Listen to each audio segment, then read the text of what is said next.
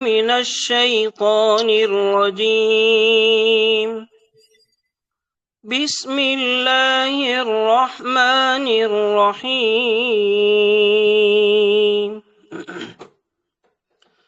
ألف لام ميم. ذلك الكتاب لا ريب فيه هدى للمتقين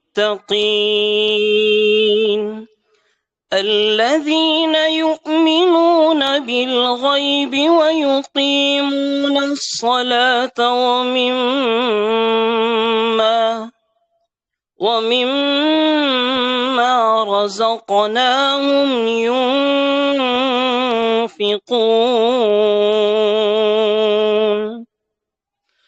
والذين يؤمنون بما أنزل إليك وما أنزل من قبلك وبالآخرة هم يوقنون أولئك على هدى من ربهم وأولئك هم المفلحون صدق الله العظيम। माशाल्लाह माशाल्लाह, बहुत खूब अपने शाहिद भाई। और आप जज़ाकल्लाह। इसी तरीके से हर बार जब भी आपको मौका मिले इतनी प्यारी अंदाजे से आप जो कुरान सुनाते हैं, यकीन मानिए सेशन का सरताज है कुरान का सुनना। हमको अल्लाह ताला इसको सुनने और अमल करने की तौफीक अता फरमाए और आपको ढेर सारा अल्लाह ताला इसका बदल दुनिया और आखिरत में आपके वालिदैन और आपकी फैमिली को दे। आमीन। कोई आमीन। एडमिन हजरत चेक करे रिकॉर्डिंग हो रही है क्या? जस्ट एक बार चेक करो, रिकॉर्डिंग हो रही है? चलिए मैं चेक करता हूं। स्क्रीन नजर आ रही है तो आप 1 मिनट के लिए स्क्रीन नजर आ रही है? जी क्लियर है डॉक्टर साहब। तो आज अल्हम्दुलिल्लाह संडे लाइव है। जैसे कि हमारा बदस्तूर संडे लाइव पिछले 14 मंथ से कंटिन्यूस चल रहा है सिवाय रमजान की 4 हफ्ते छुट्टी में। और आपके सामने मेरे बड़े अजीज दोस्त मेंटर माशाल्लाह, इनको अल्लाह ताला ने खूब इल्म से नवाजा है ट्रेडिंग की, डॉक्टर फैसल जैदी भाई से। हम लोग इससे पहले भी संडे लाइव काफी अच्छे से सेशंस उनके बैठकर सीखे हैं और उनके बातों को अमल भी करते हैं।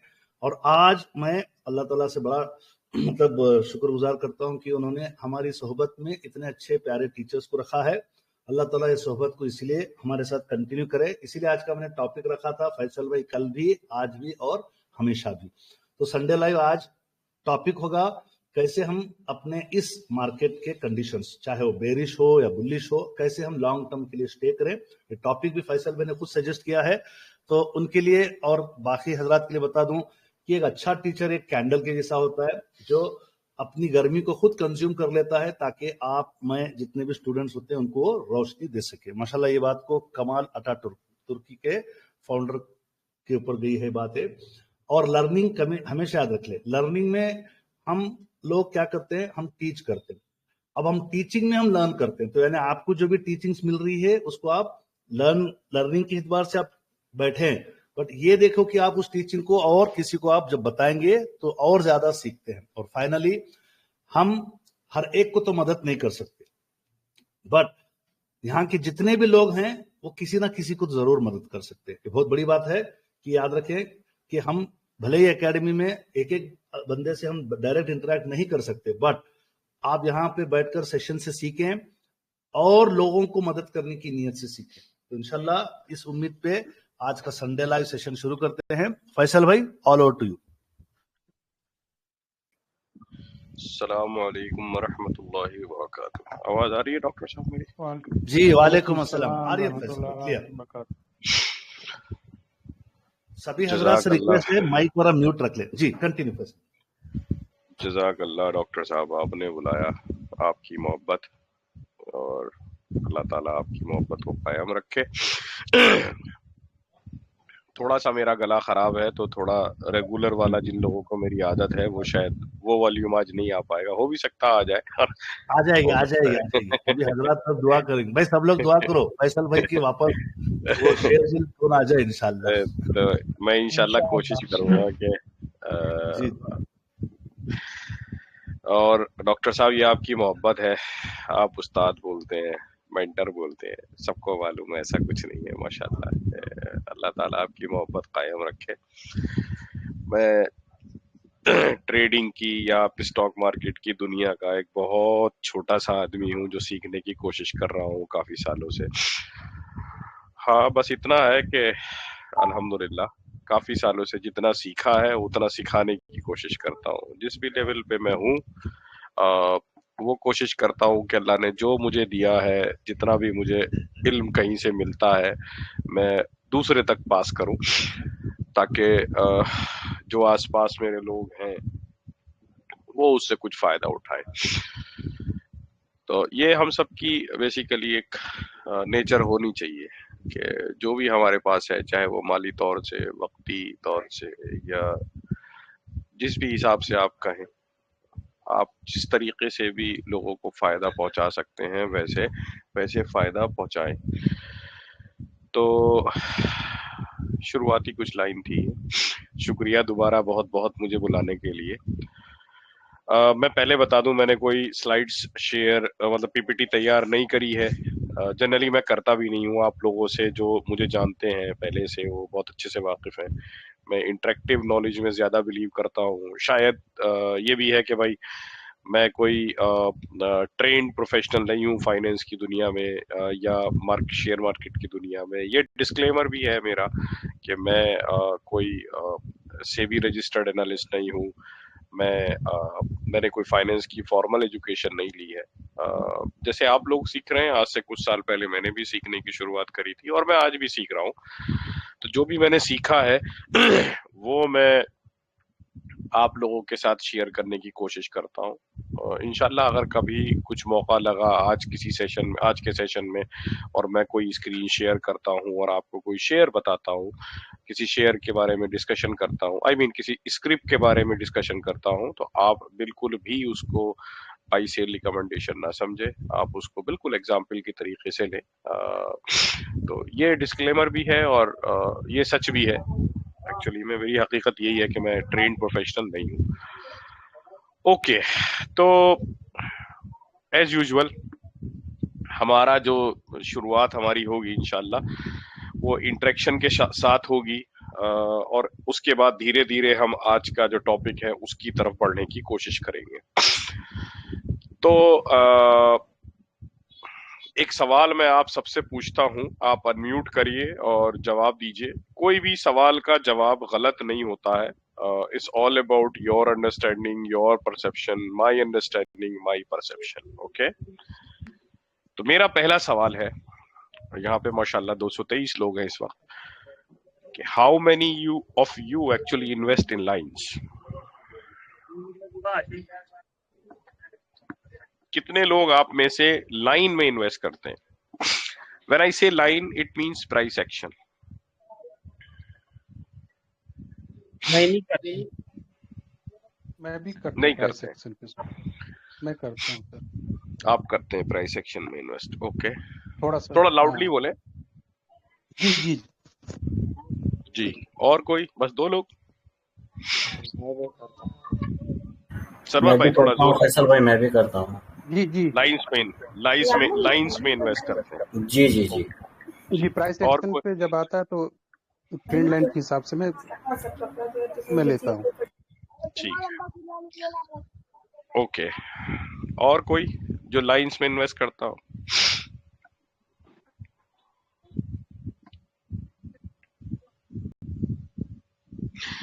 जो लोग लाइन में इन्वेस्ट नहीं करते, क्या मैं ये अज्यूम कर सकता हूँ कि आप लोग बिजनेस में इन्वेस्ट करते हैं?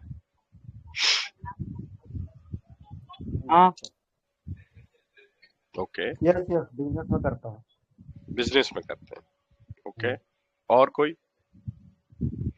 तबीयत मेरी खराब है, रेस्पॉन्स आपकी तरफ से स्लो है। लाइन में इन्वेस्ट करता हूँ। जी बोलिए। मैं भी लाइन में ही इन्वेस्ट करता हूँ डॉक्टर लाइन में इन्वेस्ट करते हैं, जी। ओके। और कोई? चलो अब मैं इसको ऐसे पूछता हूँ और आसान करता हूँ आपके लिए। आप में से कितने लोग हैं जो बिजनेस में इन्वेस्ट करते हैं, कितने लोग हैं जो लाइन में इन्वेस्ट करते हैं? मैं बिजनेस में करता हूँ। बिजनेस में करते हैं, राइट। बिजनेस में करता हूँ। जी बिजनेस बिजनेस में करता हूँ। परफेक्ट,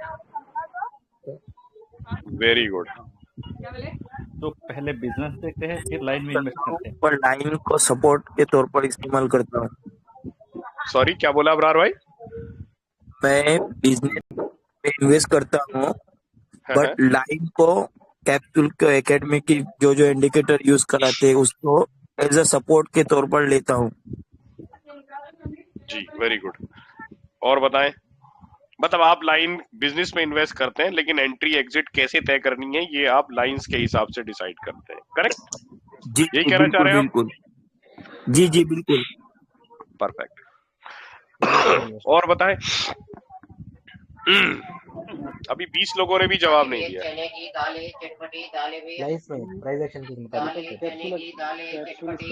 ओके, सो मोटा मोटा यहाँ पे मेजरली ऐसा मुझे लगता है कि मेजरली वो लोग हैं जो एक्चुअली में बिजनेस में इन्वेस्ट करते हैं। अगर मेरा कंक्लूजन गलत है तो बताइएगा कि मेजरली बिजनेस में इन्वेस्ट करते हैं और एंट्री एग्जिट के लिए वो बेसिकली लाइंस का सहारा लेते हैं, करेक्ट? बिल्कुल करेक्ट। करेक्ट है भाई? जी जी जी अज्यूम कर सकते हैं। प्राइस एक्शन देख के। हाँ, मतलब एंट्री एग्जिट के लिए ना, ऐसा आप बिना बिजनेस की नॉलेज के आप एंट्री नहीं लेते हैं, करेक्ट? जी perfect. Okay, now next question is, अगर आप बिजनेस में इन्वेस्ट करते हैं तो आपकी सबसे परेशानी की वजह क्या होती है? मतलब अगर आप बिजनेस में इन्वेस्ट कर रहे हैं तो आप बिजनेस पार्टनर हो गए, ठीक है? जब आप बिजनेस पार्टनर हो गए तो आपको कौन सी वजूहात हैं जिनकी वजूहात से आप परेशान होते हैं? मान लो आप एक बिजनेस रन कर रहे हैं, भाई share holder is part of business, correct है ना? तो जब आप बिजनेस में इन्वेस्ट कर रहे हैं तो आपकी परेशानी की क्या वजूहात है? वो क्या क्या गिरने लगता है? डिमांड नहीं प्राइस आती है गिरने अपने लगता है। स्टॉक में। Result okay, quarterly result quarterly result भी और मार्केट की सिचुएशन भी मैटर करती, जैसे नेचुरली कुछ भी हो गया, और result year on year, quarter on quarter. Asgar भाई आप क्या काम करते हैं? जी नहीं, आप मतलब किस फील्ड में, जॉब में है कि बिजनेस करते हैं, क्या करते हैं आप? मैं तो कारपेंटर हूँ सर। कारपेंटर, तो मतलब जी तरीके का आपका, मतलब आपका अपना काम है, सेल्फ एम्प्लॉयमेंट, जी जी जी जी जी ठीक है ना? अब आप एक बात बताइए कि एक दुकानदार है, ठीक है, उसने जी अपनी एक शॉप शुरू करी, मतलब उसका छोटा सा बिजनेस है एक, है ना? अब जी जी कहीं समवेयर उसने अपना एक स्टेक बेच दिया, 50% का उसने स्टेक बेच दिया, ठीक है? अब जी उसके जो 50% की उसने अपनी हिस्सेदारी बेची, उसकी खरीदो फरोख्त कहीं चल रही है। अब वो जो प्राइस बढ़ रहा है, घट रहा है, उसका क्या दुकानदार के ऊपर कोई असर पड़ेगा? दुकान नहीं सर, नहीं पड़ेगा। नहीं पड़ेगा। ना, तो प्राइस एक्शन का बिजनेस से कोई लेना देना नहीं है, करेक्ट जी है ना?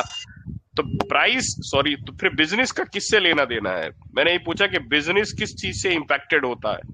अगर आप सेल किसी कम हो रही है, सॉरी सेल कम हो रही है या सेल बढ़ रही है या ऑर्डर नहीं मिल रहे हैं। हाँ, अगर डिमांड एंड कंपनी सप्लाई। नहीं, डिमांड सप्लाई, नासिर भाई ने बोला डिमांड सप्लाई, करेक्ट? नासिर भाई कौन सी वाली डिमांड सप्लाई, लाइन वाली डिमांड सप्लाई या खरीदो फरोख्त वाली डिमांड सप्लाई? खरीदो फरोख्त। खरीदो फरोख्त वाली। हाँ, मतलब ऑर्डर जो आ रहे हैं वो वाली डिमांड सप्लाई ना, या लाइन वाली? नहीं, ऑर्डर की। ऑर्डर वाली। तो जो मालिक है, किसी भी बिजनेस का जो मालिक है, अगर आप शेयर होल्डर हैं, चाहे भले से आप 5 शेयर ओन करते हो, 500 करते हो, 5000 करते हो, इससे फर्क नहीं पड़ता। अगर आप शेयर होल्डर हैं तो आपके दिमाग में ये बात होनी चाहिए, भले से आप शॉर्ट टर्म के लिए हो, है ना। तो आपके दिमाग में ये बात होनी चाहिए कि आप उस बिजनेस के पार्टनर हैं। अगर आप इस्लामिक पॉइंट ऑफ व्यू से भी देखेंगे, क्योंकि आप सब लोग माशाल्लाह इस्लामिक स्टॉक का हिस्सा हैं, तो इस्लामिक पॉइंट ऑफ व्यू से भी अगर आप देखेंगे तो एक्चुअली में जो अलाउ किया है वो बिजनेस में इन्वेस्ट करना अलाउ किया है, तभी वो 5 और 6 फार्मूले लागू होते हैं। अगर आप सिर्फ प्राइस लाइन पे फोकस करें तो हाउ डज इट मैटर के कंपनी के ऊपर डेट कितना है, हाउ डज इट मैटर के कंपनी के एसेट कितने हैं, हाउ डज इट मैटर के कंपनी की नॉन शरिया इनकम कितनी है। इससे कोई फर्क नहीं पड़ता ना अगर आप सिर्फ लाइन में इन्वेस्ट कर रहे हैं। अगर आप बिजनेस में इन्वेस्ट कर रहे हैं तो ये वो सारी चीजें हैं जो आपको ध्यान में रखनी है, because you are going to own the company, आप कंपनी को ओन करने जा रहे हैं, ठीक है। और अभी हमने जो बात करी उसके हिसाब से हमें ये पता चला कि कंपनी का जो मालिक है उसको परेशानी इस बात से बिल्कुल भी नहीं होती है कि उसकी कंपनी का जो शेयर उसने बेच दिया वो कहाँ जा रहा है। उसको इस बात से परेशानी होती है कि मेरी कंपनी की सेल कम हो रही है, मेरी कंपनी के ऑर्डर आने बंद हो गए हैं, या कोई और वजह है जिसकी वजह से मेरी कंपनी के अंदरूनी हालात खराब हो रहे हैं, ठीक है। अब अगर आप बिजनेस को देखते हो, किसी भी बिजनेस को, मैं एक जनरल बिजनेस की बात कर रहा हूं जो एक छोटी दुकान से लेके और एक बड़े बिजनेस तक को कवर करता है। इसमें किसी भी बिजनेस के ऊपर जो इम्पैक्ट पड़ता है जो इम्पैक्ट पड़ता है बेसिकली वो दो चीजों से पड़ता है। एक फैक्टर वो होते हैं जो इंटरनल होते हैं, यानी कि कंपनी के या किसी भी बिजनेस के अंदरूनी हालात, ठीक है। दूसरे फैक्टर वो होते हैं जो कंपनी के या किसी बिजनेस के बाहर के हालात होते हैं, ठीक है। अंदर के हालात क्या हैं? एक भाई ने दुकान खोली थी, या मान लो बाप ने दुकान खोली थी, बाप जो थे वो बूढ़े हो गए, उनके दो बेटे थे वो बड़े हो गए, भाइयों में लड़ाई हो गई। एक भाई सुबह में बोलता था नहीं मैं सुबह में जाके नहीं बैठूंगा, मैं शाम में बैठूंगा। छोटा वाला बोल रहा था मैं नहीं सुबह में उठ सकता, मैं बैठूंगा शाम में। दोनों में लड़ाई हो गई, अल्टीमेटली सुबह में दुकान होनी बंद हो गई। या मान लो दोनों में आपस में लड़ाई हो गई, एक जो बड़ी दुकान थी जो मोनोपोली बिजनेस था किसी छोटे टाउन में, मान लो जूतों की एक दुकान थी, अब उसमें पार्टीशन हो गए, वो एक दुकान दो जगह डिवाइड हो गई, ठीक है। इसके अलावा मान लो कंपनी का जो ओनर है या किसी बिजनेस का जो ओनर है उसने अपना पूरा का पूरा ये सोच लिया कि यार अब मेरी आगे कोई जनरेशन नहीं है, मुझे इसे बंद कर देना है और छोड़ो जितना है मेरे लिए काफी है, चल रही है 4-5 घंटे में खोलूंगा और उसके बाद बंद कर दूंगा। ये बहुत छोटी सी चीजें हैं, इनको आप लार्जर स्केल पे भी चेंज कर सकते हैं। बड़ी बड़ी कंपनियों में जो है प्रोमोटर में आपस में डिस्प्यूट होते हैं, आप देखोगे बड़ी बड़ी कंपनियों में आपस में लड़ाई होती है। तो मतलब you can accelerate all those things to bigger level. मैं छोटे एग्जाम्पल इसलिए इस्तेमाल कर रहा हूँ छोटे लेवल के, आप लोगों को चीजें अच्छे से समझ में आए, करेक्ट। तो ये हो गए इंटरनल फैक्टर, ठीक है। अब इसके अलावा जैसे मैंने बोला था दूसरे होते हैं, वो होते हैं एक्सटर्नल फैक्टर। एक्सटर्नल फैक्टर क्या होते हैं?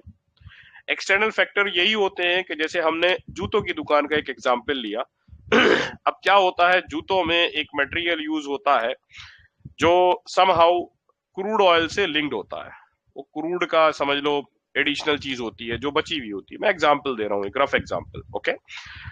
अब वो क्रूड का प्राइस बढ़ गया तो वो जो मटेरियल यूज होता है जूतों के बनने में, रॉ मटेरियल जो यूज होता है उसका प्राइस बढ़ गया। जब उसका प्राइस बढ़ा तो अल्टीमेटली जूतों का प्राइस बढ़ा। जूतों का प्राइस बढ़ा तो जो मालिक था, मतलब मैन्युफैक्चरर ने अपना प्राइस बढ़ा दिया, उसके पास तो थोड़ा सा वो भी बर्दाश्त करेगा, लेकिन थोड़ा बहुत तो वो नीचे पास करेगा। लेकिन जब बात आती है कस्टमर की, तो कस्टमर का जो बर्दाश्त का लेवल है वो बहुत कम होता है। तो अगर 20% का उसको प्रॉफिट हो रहा था पहले, क्या कहना चाहिए दुकानदार को, अब क्योंकि प्राइस बढ़ गया तो कस्टमर अगर उसे पहले 500 रुपए या 600 रुपए देके जा रहा था, अब कस्टमर जो बात करता है, अभी मैं 2 महीने पहले लेके गया था तो आपने मुझे 500 रुपए का दिया था यही वाला जूता, अब आप मुझसे कह रहे हो 550 रुपए का हो गया। कुल मिला के बात सेटल हो जाएगी, चलो 525 दो, आप बात खत्म करो। तो क्या हुआ, यहाँ पे जो प्रॉफिट मार्जिन था दुकानदार का वो कम हो गया। और इसकी जिम्मेदारी क्या थी? वो अपनी ईमानदारी के साथ सुबह में आ रहा है, ईमानदारी के साथ सारा काम कर रहा है, सब कुछ कर रहा है। उसके हाथ में कुछ नहीं है, तो ये क्या हो गया, एक्सटर्नल फैक्टर हो गया, ठीक है। वो कुछ नहीं कर सकता है आने वाले 3, 4, 6 महीने, जब तक वो ये जो गैप है जो बड़ा है प्राइस का और जिस प्राइस पे वो बेच रहा है, जब तक वो उसको कंट्रोल नहीं कर लेगा, और वो कंट्रोल एक दिन में नहीं होगा। वो कंट्रोल कैसे होगा, पहले वो 525 पे देगा, फिर वो 535 पे देगा, फिर वो 540 पे देगा, धीरे धीरे करके वो बढ़ा के अपना वहां तक लेके आएगा कि भाई मेरा 20% का मार्जिन है। और एक लेवल ऐसा आता है किसी भी बिजनेस में कि जब वो देखता है कि कस्टमर की बाइंग कैपेसिटी कम हो जाती है, कस्टमर इसके ऊपर बाई नहीं करता है, मतलब वो कस्टमर ये सोच लेता है यार अब इसके ऊपर मुझे नहीं खरीदना है, या मैं नहीं खरीद सकता हूँ, खरीदना नहीं, मैं नहीं खरीद सकता हूँ, मेरी कैपेसिटी नहीं है, तो वो क्या करता है, वो अपनी ख्वाहिशात को आगे बढ़ाने लगता है। ये हम सबके साथ होता है। वो क्या करता है कि भाई चलो इस महीने जूते नहीं लूंगा, मैं अगले महीने ले लूंगा, अगले महीने नहीं लूंगा, मैं उससे अगले महीने ले लूंगा, ठीक है। बच्चों से कहता है अपने घर में भाई अभी थोड़ा सा महंगाई चल रही है, थोड़ा सा इसको हम आगे बढ़ाते हैं। तो ये सारी चीजें धीरे धीरे एक लार्जर पिक्चर को आपके सामने शो करती हैं, जो हम अपनी डे टू डे लाइफ में देखते हैं। और अगर आप उस कंपनी का पार्ट हैं, अगर आप उस जूते की दुकान में हिस्सेदारी रखते हैं, तो आपके कंट्रोल में वही चीजें हैं जो इंटरनल फैक्टर कहलाती हैं। जो एक्सटर्नल फैक्टर हैं, जो मैंने सिर्फ एक एग्जांपल दिया, बहुत सारे एग्जांपल हो सकते हैं, वो आपके कंट्रोल में नहीं है। But over the period of time, क्योंकि आप कोई भी चीज लॉस में नहीं बेचोगे, आप धीरे धीरे करके अपने पुराने लेवल पर वापस आ जाते हो सकता है 2 महीने लगे, हो सकता है 6 महीने लगे, हो सकता है 9 महीने लगे, हो सकता है साल भर लगे, लेकिन अगर आपने ये डिसाइड कर रखा है कि मेरा प्रॉफिट मार्जिन जो है मुझे 20% रखना है, तो आप विद इन फ्यू क्वार्टर आप जो है वो लेवल दोबारा से अचीव कर लेते हैं। क्लियर? ये बात समझ में आ गई? कोई क्वेश्चन किसी को यहाँ पे? नाउ अब आज के टॉपिक पे हम बात करते हैं। ये मैंने आपको बैकग्राउंड दिया कि जब मैं रैंडम बातें करूं तो आप ये ना समझे कि हमारा टॉपिक क्या था और मैं क्या बातें कर रहा हूं। आज का टॉपिक क्या है, मार्केट में कल क्या हो रहा था, परसों क्या हो रहा था, आज क्या हो रहा है मार्केट में, कल क्या होगा, ठीक है। अगर आपने जो एग्जाम्पल मैंने आपको दिया है, तो आप इस एग्जाम्पल से बहुत अच्छी तरीके से किसी भी बिजनेस को कनेक्ट कर सकते हैं। Any business which is there either in India और ग्लोबली, कोई फर्क नहीं पड़ता है। कैसे? फॉर एग्जाम्पल, मैंने एक कंपनी में इन्वेस्ट किया, जो कंपनी किसी ऐसे प्रोडक्ट में काम करती है, समझ लो चिप्स बनाने वाली कंपनी। छोटा सा एग्जाम्पल, आपको लगता है कि मिडिल ईस्ट की वॉर से चिप्स बनाने वाली कंपनी पे कोई फर्क पड़ेगा? किस किस को लगता है? नहीं पड़ेगा। नहीं पड़ेगा। किस किस को लगता है कि फर्क पड़ेगा? नहीं पड़ेगा। मुझे लगता है नए नए पार्टिसिपेंट्स बात करें भाई, नए नए पार्टिसिपेंट्स, ये इंटरैक्टिव सेशन है, बात करें फैसल भाई से जी। अगर उधर से कुछ इंपोर्ट करता है तो पड़ेगा। क्या इंपोर्ट करता है चिप्स में? जैसे आप कुछ भी, अगर रॉ मटेरियल सब कुछ रहता है, केमिकल वगैरह। बताइए क्या रॉ मटेरियल? पाम ऑयल आता है बेसिकली। पाम ऑयल का मेजर एक्सपोर्टर जो है वो इंडोनेशिया है, तो पाम ऑयल का मिडिल ईस्ट की वॉर से कोई लेना देना नहीं है। ऑयल वहां से इंपोर्ट होता है ना, petrol oil. Palm oil Indonesia से आता है, पाम ऑयल। पेट्रोल वगैरह इंपोर्ट वहीं से होता है ना। पेट्रोल, चिप्स पेट्रोल में नहीं तले जाते हैं अभी तक तो। नहीं, ट्रांसपोर्टेशन करने में, एक्सपोर्ट करने में। रॉ मटेरियल है, पोटैटो है, वो पोटैटो का अगर प्रोडक्टिविटी इंक्रीज या डिक्रीज होता है। नहीं, आप रैंडम बात मत करिए कि अगर होता है। मैंने स्पेसिफिक एग्जांपल दिया है तो आप स्पेसिफिक से रहिए ना, कि रैंडम एग्जांपल मत दिए कि पोटैटो अगर मिडिल ईस्ट से आ रहे हैं। अब कोई कंपनी है जो सिर्फ इसराइल से पोटैटो इंपोर्ट करती है, तो फिर आप मतलब आप चिप्स के बिजनेस में नहीं है, आप बहुत स्पेसिफिक बिजनेस में, आप इस बात को समझिए। फिर आप नॉर्मल चिप्स की बात नहीं कर रहे हैं, हम एक ऐसी कंपनी की बात कर रहे हैं जो स्पेसिफिकली इसराइल से ही या लेबनान से या क्या कहना चाहिए, ईरान से अपने पोटैटो मंगाती है। वो एक बहुत ही स्पेसिफिक केस हो गया। मैं एक जनरल बात कर रहा हूँ कि चिप्स की कंपनी का मिडिल ईस्ट की वॉर से क्या कोई लेना देना हो सकता है? नहीं सर, नहीं नहीं बिल्कुल सर, कोई लेना देना नहीं। इन जनरल ट्रांसपोर्टेशन की किसी ने बात करी, वैलिड पॉइंट है कि अगर क्रूड का प्राइस बढ़ता है, ऑयल का प्राइस बढ़ता है, तो हो सकता है थोड़ा बहुत इम्पैक्ट पड़े, बट वो ट्रांसपोर्टेशन है, ओवरऑल सारे बिजनेस में इम्पैक्ट पड़ेगा, मतलब एक्सक्लूसिवली उस बिजनेस में इम्पैक्ट नहीं पड़ेगा। It is common for all businesses, और इतना ज्यादा इम्पैक्ट नहीं पड़ेगा। अगर आप देखोगे तो मतलब ट्रांसपोर्टेशन का कंट्रीब्यूशन ओवरऑल चिप्स की मैन्युफैक्चरिंग में कितना है वो नील निकल के आएगा, वो उसका रॉ मटेरियल नहीं है। इट इज मतलब, और ये तो transportation is common even for टमाटर से लेके वो तो हर जगह पड़ेगा, तो वो is not very generalize case. ठीक है, तो अगर आपने चिप्स की कंपनी में इन्वेस्ट कर रखा है और मिडिल ईस्ट में वॉर हो जाती है, तो क्या आपको परेशान होना चाहिए? जी नहीं। सेंटीमेंट नेगेटिव रहेंगे, बाकी तो परेशान होने की जरूरत नहीं है। नहीं, सेंटीमेंट एक अलग चीज है, सेंटीमेंट की हम इंशाल्लाह बात करेंगे, सेंटीमेंट की भी बात करेंगे इंशाल्लाह। एक नॉर्मल सा क्वेश्चन है कि अगर आपने चिप्स की कंपनी में, या मान लो अभी चिप्स को हम एक तरफ रख देते हैं, किसी ऐसी कंपनी में इन्वेस्ट कर रखा है जिसका डोमेस्टिक कंजम्पशन है, या मान लो जिसका एक्सपोर्ट यूरोप में है, या जिसका एक्सपोर्ट यूएस में है, और उसका मिडिल ईस्ट से कोई डायरेक्ट लेना देना नहीं है, तो क्या हमें परेशान होना चाहिए? नहीं, परेशान नहीं होना चाहिए। नहीं होना चाहिए फैसल साहब, नहीं होना चाहिए, नहीं होना चाहिए, सिंपल सी बात है। इंटरनल फैक्टर सॉलिड है, एक्सटर्नल फैक्टर हम पे इतने ज्यादा एप्लीकेबल नहीं होते हैं, तो ठीक है, हमारे लिए क्या अर्ज है, बढ़िया है ना, हमें क्या प्रॉब्लम है, हमें टेंशन क्यों होनी चाहिए। नाउ सेंटीमेंट की बात करते हैं, ठीक है, आगे बढ़ने से पहले, क्योंकि किसी ने टॉपिक छेड़ा तो इसको कवर करते हैं इससे पहले कि मैं भूल जाऊं। अब सेंटीमेंट की बात करते हैं, ठीक है। अगर मार्केट में कोई चीज 100 रुपए की मिल रही है, कोई भी चीज है 100 रुपए की मिल रही है, मान लो क्या एग्जांपल है, हम कोई एक अच्छा पेन है, आप ऐसे समझ लो कोई एक अच्छा क्वालिटी पेन है जो आप खरीदना चाहते हो, या अक्सर दिवाली पे ऑटो सेल लगती है, चलो बहुत ही कॉमन एग्जांपल ले लेते हैं। आपको मालूम है ना, दिवाली पे ऑटो की सेल बढ़ जाती है, सबको मालूम है। उसके पीछे क्या क्या रीजन होते हैं, उसके पीछे क्या क्या रीजन होते हैं, बहुत सारे रीजन होते हैं, लेकिन उसमें सबसे बड़ा रीजन जो होता है वो ये होता है कि दिवाली पे या जो हमारे नवरात्रे होते हैं उसके आसपास ज्यादातर कंपनियां जो हैं, ये अलग अलग रीजन में अलग अलग होता है। जैसे मान लो महाराष्ट्र बेस्ड कंपनी है, वो शायद गणपति विसर्जन के आसपास डिस्काउंट लेके आती हैं। नॉर्थ की जो कंपनी है वो दिवाली के आसपास लाती है। कलकत्ता वाली जो बेस कंपनी है वो शायद दुर्गा पूजा के आसपास लाती है। मतलब सबका अपना अलग अलग रीजनल स्पेसिफिक है, क्योंकि वो जिस टाइम पे लोग जहाँ पे ज्यादा गाड़ियां खरीदते हैं तो वो वहां पे डिस्काउंट देते हैं। और अगर किसी बंदे को गाड़ी खरीदनी है मार्च 2025 में, तो उसको एक तरीके से इन्फ्लुएंस किया जाता है कि भाई साहब अभी गाड़ी का प्राइस 5 लाख रुपए, मार्च 2025 तक प्राइस हो जाएगा 5.25, क्योंकि कंपनी जो है बस सेल खत्म हुई और पैसे बढ़े।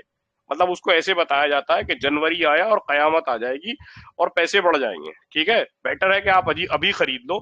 उसको एक तरीके से जहनी तौर से ये बताने की कोशिश की जाती है कि भाई ये एक सही वक्त है आपके खरीदने का। क्यों? क्योंकि प्राइस कम है, करेक्ट, तो सेल बढ़ जाती है। आप समझ रहे हैं मेरी बात? And this is part of external environment, ये इंटरनल इन्वायरमेंट नहीं है। क्या मैन्युफैक्चरिंग कॉस्ट कम हो जाती है मार्च अप्रैल जून जुलाई में, कि अगस्त में गाड़ियां सस्ती हो रही हैं, सितंबर में हो रही हैं? नहीं, मैन्युफैक्चरिंग कॉस्ट तो उतनी ही रहती है मोर और लेस। अगर कोई रॉ मटेरियल का या किसी और का इम्पैक्ट नहीं है, हम मान के चलते हैं सब कुछ सेम है, तो वो तो सेम ही रहती है, वो तो घटती नहीं है। बट कंपनी अपने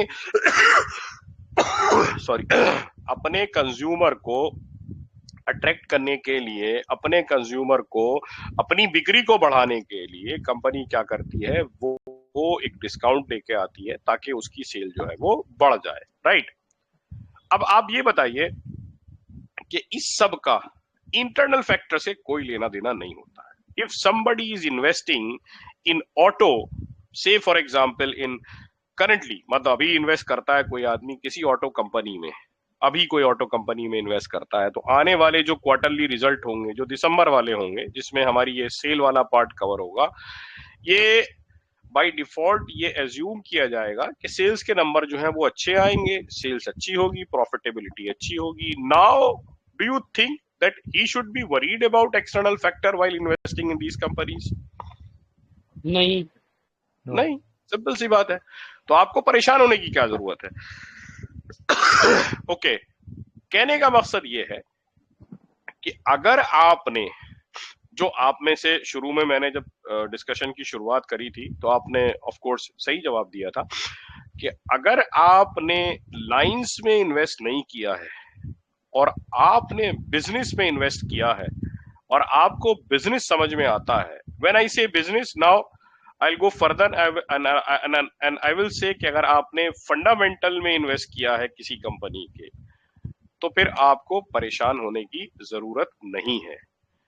अगर आप ब्रेजा अगस्त में खरीदते हैं, फॉर एग्जाम्पल शायद 11-12 लाख की आती, 10 लाख की आती, मुझे एग्जैक्ट आइडिया नहीं है, मान लो 10 लाख की आती है कोई गाड़ी, XYZ गाड़ी 10 लाख की आती है जुलाई में, और आप उस 10 लाख की गाड़ी को डिस्काउंट में खरीदते हैं कब? सितंबर अक्टूबर में. कितने की? 9.5 लाख की. तो क्या उससे उसके फीचर पे कोई असर पड़ेगा? नहीं पड़ेगा. सिंपल है. अगर कोई स्टॉक जिसके फंडामेंटल बहुत स्ट्रांग है, जिसका फंडामेंटल अच्छे हैं, और वो कंपनी अपनी वैल्यूएशन से कम वैल्यूएशन पर अवेलेबल है, और because of XYZ reason company ने ये डिसाइड किया कि हम सेल ऑफर कर रहे हैं, कभी कभी शोरूम बंद होते हैं तो वो भी डिस्काउंट में. 2 साल पहले फोर्ड के साथ यही हुआ था, जब वो अपना वाइंड अप करके जा रहे थे तो उन्होंने 20 से 25% के डिस्काउंट पे कारें बेची थी. और छोटे बिजनेस भी होते हैं, छोटे छोटे शोरूम भी कभी कभी वाइंड अप होता है तो वो एकदम बिल्कुल फ्री में निकाल देता है. तो क्या उससे कपड़ों की क्वालिटी पे फर्क पड़ता है? नहीं, कपड़े की क्वालिटी तो सेम रहेगी. वो आपको जो माल कल 200 रुपए की जो क्या कहना चाहिए, 200 नहीं, 2000 रुपए की जो शर्ट मिल रही थी, वो आज आपको अगर 1200 रुपए की मिल रही है, because owner is closing his showroom for XYZ reason, तो उससे कपड़े की क्वालिटी पे असर तो नहीं पड़ेगा. आप ब्रांड भी सेम है, मान लो हम ब्रांड की भी बात नहीं करते, ब्रांड भी सेम ही है, आपको जो चीज 2000 की मिल रही थी वो आज आपको मिल रही है 1200 की, तो क्या उससे कपड़े की क्वालिटी पे कोई असर पड़ेगा? नहीं पड़ेगा. तो सेंटीमेंट का इंपैक्ट, अगर किसी वजह से आपके होल्डिंग के किसी शेयर के ऊपर कोई सेंटीमेंटल इंपैक्ट पड़ रहा है, and you know how fundamental works, you know what is happening in the company, you know के जितने भी इंटरनल फैक्टर हैं वो कंट्रोल में हैं, तो फिर आपको परेशान होने की कोई जरूरत नहीं है. आपको लगता है आपको परेशान होना चाहिए? बिल्कुल नहीं होना चाहिए. नहीं होना चाहिए. तो फिर पैनिक की सिचुएशन तो कभी होनी ही नहीं चाहिए. ओके, नाउ एक बहुत इंपॉर्टेंट चीज है और एक बहुत इंपॉर्टेंट ऑब्जर्वेशन है, वो ये है कि हम निफ्टी को ट्रैक करते हैं ऑलमोस्ट, मतलब आप ये समझो एवरीडे लोग ऐसे हैं जो घंटों के हिसाब से ट्रैक करते हैं.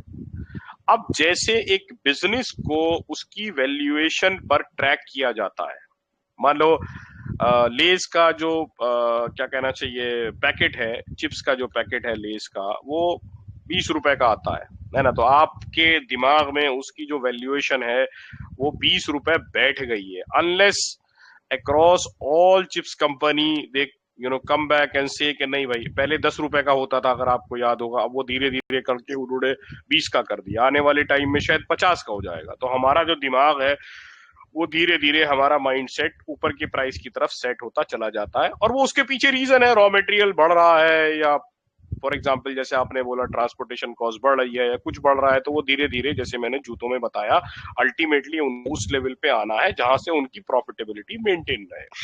तो अभी coming back to the original point, कि अगर किसी लेस का प्राइस जो है वो 20 रुपए है, और 20 रुपए से वो धीरे धीरे करके 30 रुपए के ऊपर शिफ्ट हो रहा है या 25 रुपए के ऊपर शिफ्ट हो रहा है, तो आपके दिमाग को जो सबसे पहला झटका लगता है वो ये लगता है, अरे यार मैं परसों तो खरीद के गया था 20 रुपए का, आज आप 25 रुपए का बता रहे हो, ये तो कोई बात नहीं हुई, एकदम से 5 रुपए बढ़ा दिए.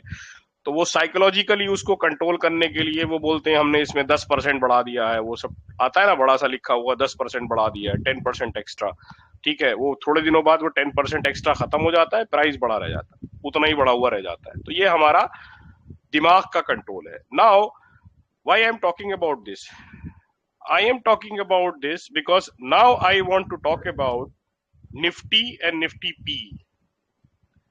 निफ्टी की जो पी है, जो पी रेशो है निफ्टी का, वो एक लेवल है, उसके ऊपर जब भी जाता है, वो लेवल क्या है मैं अभी आपको दिखाता हूं, आप खुद देख के समझोगे। वो लेवल के ऊपर निफ्टी जब भी जाता है तो इन्वेस्टर कम्युनिटी है, जो एक कम्युनिटी निफ्टी के प्राइस को ट्रैक नहीं करती है। आप में से 90% लोग ये सोचते होंगे कि ट्रेडर कम्युनिटी ही मार्केट को कंट्रोल करती है। अगर आपके दिमाग में ये परसेप्शन है तो ये एक गलत परसेप्शन है, इसको निकाल दीजिए। किसी ने अपनी वीडियो ऑन करी है उसको बंद कर दीजिए। ओके, तो अगर आपके दिमाग में ये परसेप्शन है कि मार्केट को ट्रेडर कंट्रोल करते हैं तो ये परसेप्शन गलत है। मार्केट को इन्वेस्टर कंट्रोल करते हैं, ठीक है। ट्रेडर को सिर्फ एक लिमिट तक परमिट किया जाता है कि तुम बस इतना घूम सकते हो, 1-2 हजार का लेवल बस, इसके ऊपर नहीं। 4-5-10% का लेवल, इसके ऊपर नहीं। कल को निफ्टी क्रैश होगा, 17,000 मान लो पहुंच गया, 15,000 पहुंच गया, 1-2 दिन रहेगा, वापस 20 के ऊपर आ जाएगा। एक जनरल एजम्पशन कह रहा हूं, आप लोग पैनिक में मत आ जाइए। क्यों? क्योंकि फिर वो वैल्यूएशन सस्ती हो जाएंगी। जो चिप्स का प्राइस 20 रुपए का था, वो चिप्स का प्राइस हो जाएगा 5 रुपए का, ठीक है। तो कौन खरीदेगा? जिसको लगता है ये बहुत सस्ता है वो खरीद लेगा। वो कौन लोग होंगे? वो ट्रेडर नहीं होंगे, वो इन्वेस्टर होंगे जो दोबारा से बेचेंगे 20 रुपए पे। तो इसलिए मार्केट को जो कंट्रोल करते हैं वो इन्वेस्टर करते हैं। और इन्वेस्टर कौन होते हैं? DII, FII आज घुसे और कल निकले ऐसा नहीं करते हैं। HNI आज घुसे और कर निकले ऐसा नहीं करते हैं। HNI कौन होते हैं? सब लोग जानते हैं, जो बड़े इन्वेस्टर हैं, मोटा पैसा लगाते हैं। क्या वो लाइन में इन्वेस्ट करते हैं? नहीं। वो किस में इन्वेस्ट करते हैं? वो बिजनेस में इन्वेस्ट करते हैं। FII किस में इन्वेस्ट करते हैं? बिजनेस में इन्वेस्ट करते हैं। क्या वो प्राइस एक्शन को ट्रैक करते हैं? नहीं। हो सकता है कोई फंड मैनेजर बैठा हुआ सिर्फ ये देख रहा हो कि चलो इस लेवल पे आए तो मैं खरीदूंगा, ठीक है। क्या DII लाइन में इन्वेस्ट करते हैं? नहीं, वो बिजनेस में इन्वेस्ट करते हैं। हाँ, शायद कोई उनमें से कोई बैठा हो, उनकी 12 की टीम है, 12 की टीम में हो सकता है 10 लोग बिजनेस को ट्रैक करते हो, 2 लोग ऐसे होंगे जो प्राइस एक्शन को ट्रैक करते होंगे। वो बोलेंगे नहीं चलो लगता है 10-20-5% नीचे आएगा तब ले लेंगे। लेना तो हमें है। ये उन्होंने कैसे डिसाइड किया? ये उन्होंने बिजनेस की बेसिस पे डिसाइड किया। ओके, तो now my suggestion to all of you, आप में से मुझसे कुछ बहुत बड़े हैं, कुछ लोग छोटे हैं। अगर आपने अभी तक मार्केट में फंडामेंटल की बेसिस पे इन्वेस्ट करना नहीं शुरू किया है, वेदर इट इज ट्रेडिंग और इट इज इन्वेस्टिंग, अगर कोई स्टॉक जिसके फंडामेंटल पुअर हैं, वो नॉन स्टॉप अपर सर्किट लगा रहा है, अपर सर्किट नहीं भी लगा रहा है, ऊपर की तरफ जा रहा है, और उसका प्राइस उसके फंडामेंटल की वजह से जस्टिफाई नहीं होता है, और आप उसमें सिर्फ इसलिए इन्वेस्ट करते हो कि वो X स्ट्रेटजी में आ रहा है, B स्ट्रेटजी में आ रहा है या C स्ट्रेटजी में आ रहा है, तो आप एक बहुत बड़ी गलती कर रहे हो। अगर कोई भी शेयर आपकी किसी भी स्कैनर में आता है, ओके, किसी भी स्कैनर में, before you place your by order, you should at least check some of the basic fundamental जो उसके अंदर होने चाहिए। आई थिंक मेरा एक ऑलरेडी सेशन हो चुका है, उसमें आप जाके देख सकते हैं। वो डॉक्टर साहब ने मेरे ख्याल से यूट्यूब पे डाला होगा कि मिनिमम क्या क्या आपको देखना है। अगर आप वो देखेंगे और आपने फिर उसके बाद शेयर को लिया है, आई am not talking about stop losses, I am not talking about targets, इतना मैं कह सकता हूं कि अगर उसके बाद शेयर गिरता है और आपको पता है कि आपने किस कंपनी में इन्वेस्ट किया है, तो आप ये जरूर कह सकते हैं कि ये जो मेरा शेयर गिर रहा है, ये गिर रहा है बिकॉज ऑफ इंटरनल फैक्टर और बिकॉज ऑफ एक्सटर्नल फैक्टर। क्या मुझे इसके लिए परेशान होना चाहिए? क्या मुझे इसके लिए परेशान नहीं होना चाहिए? ठीक है, तो पहला जो मैं आपके साथ एक एडवाइस आपके साथ शेयर करना चाहता हूं, वो ये शेयर करना चाहता हूं, never ever trade in any घटिया कंपनी, चाहे उसका प्राइस किसी भी लेवल पे जा रहा हो, कैसे उसका चार्ट सेटअप कैसा ही हो। इससे पहले मैं एक सेशन में इसी ग्रुप में शायद बात कर चुका हूं कि सबसे इंपॉर्टेंट होता है अपनी कैपिटल को प्रोटेक्ट करना। कैपिटल को प्रोटेक्ट करने के बाद दूसरी सबसे इंपॉर्टेंट चीज होती है, वो ये होती है कि आप मार्केट में कितना लंबा टिके हैं। आपकी जो ब्रांड वैल्यू बनती है, ब्रांड वैल्यू मैं इसलिए नहीं कह रहा हूं कि आप किसी को बेच रहे हो, कोई चीज बेच रहे हो, आपकी ब्रांड वैल्यू आपके अपने सामने जो बनती है वो कैसे बनती है। What is experience? If I ask someone what is experience, experience क्या है? एक्सपीरियंस ये है कि उस आदमी ने अपनी जिंदगी के या किसी प्रोफेशन के ऊंचे और नीचे दोनों लेवल को देखा है, अच्छाइयों और बुराइयों को देखा है। हमारे सीवी में एक बहुत कॉमन चीज लिखी हुई होती है जो ज्यादातर मामलों में झूठ होती है, और वो सीवी वो लिखी हुई होती है, can work very well under pressure. जो लोग सीवी बनाते हैं वो जानते हैं, बट एक्चुअल में जिस आदमी ने प्रेशर में काम किया हुआ होता है वो उसका इतना बड़ा गेन होता है। जो आदमी प्रेशर में काम नहीं करा है उसने, उसको वो compete नहीं कर सकता है। Same is applicable here.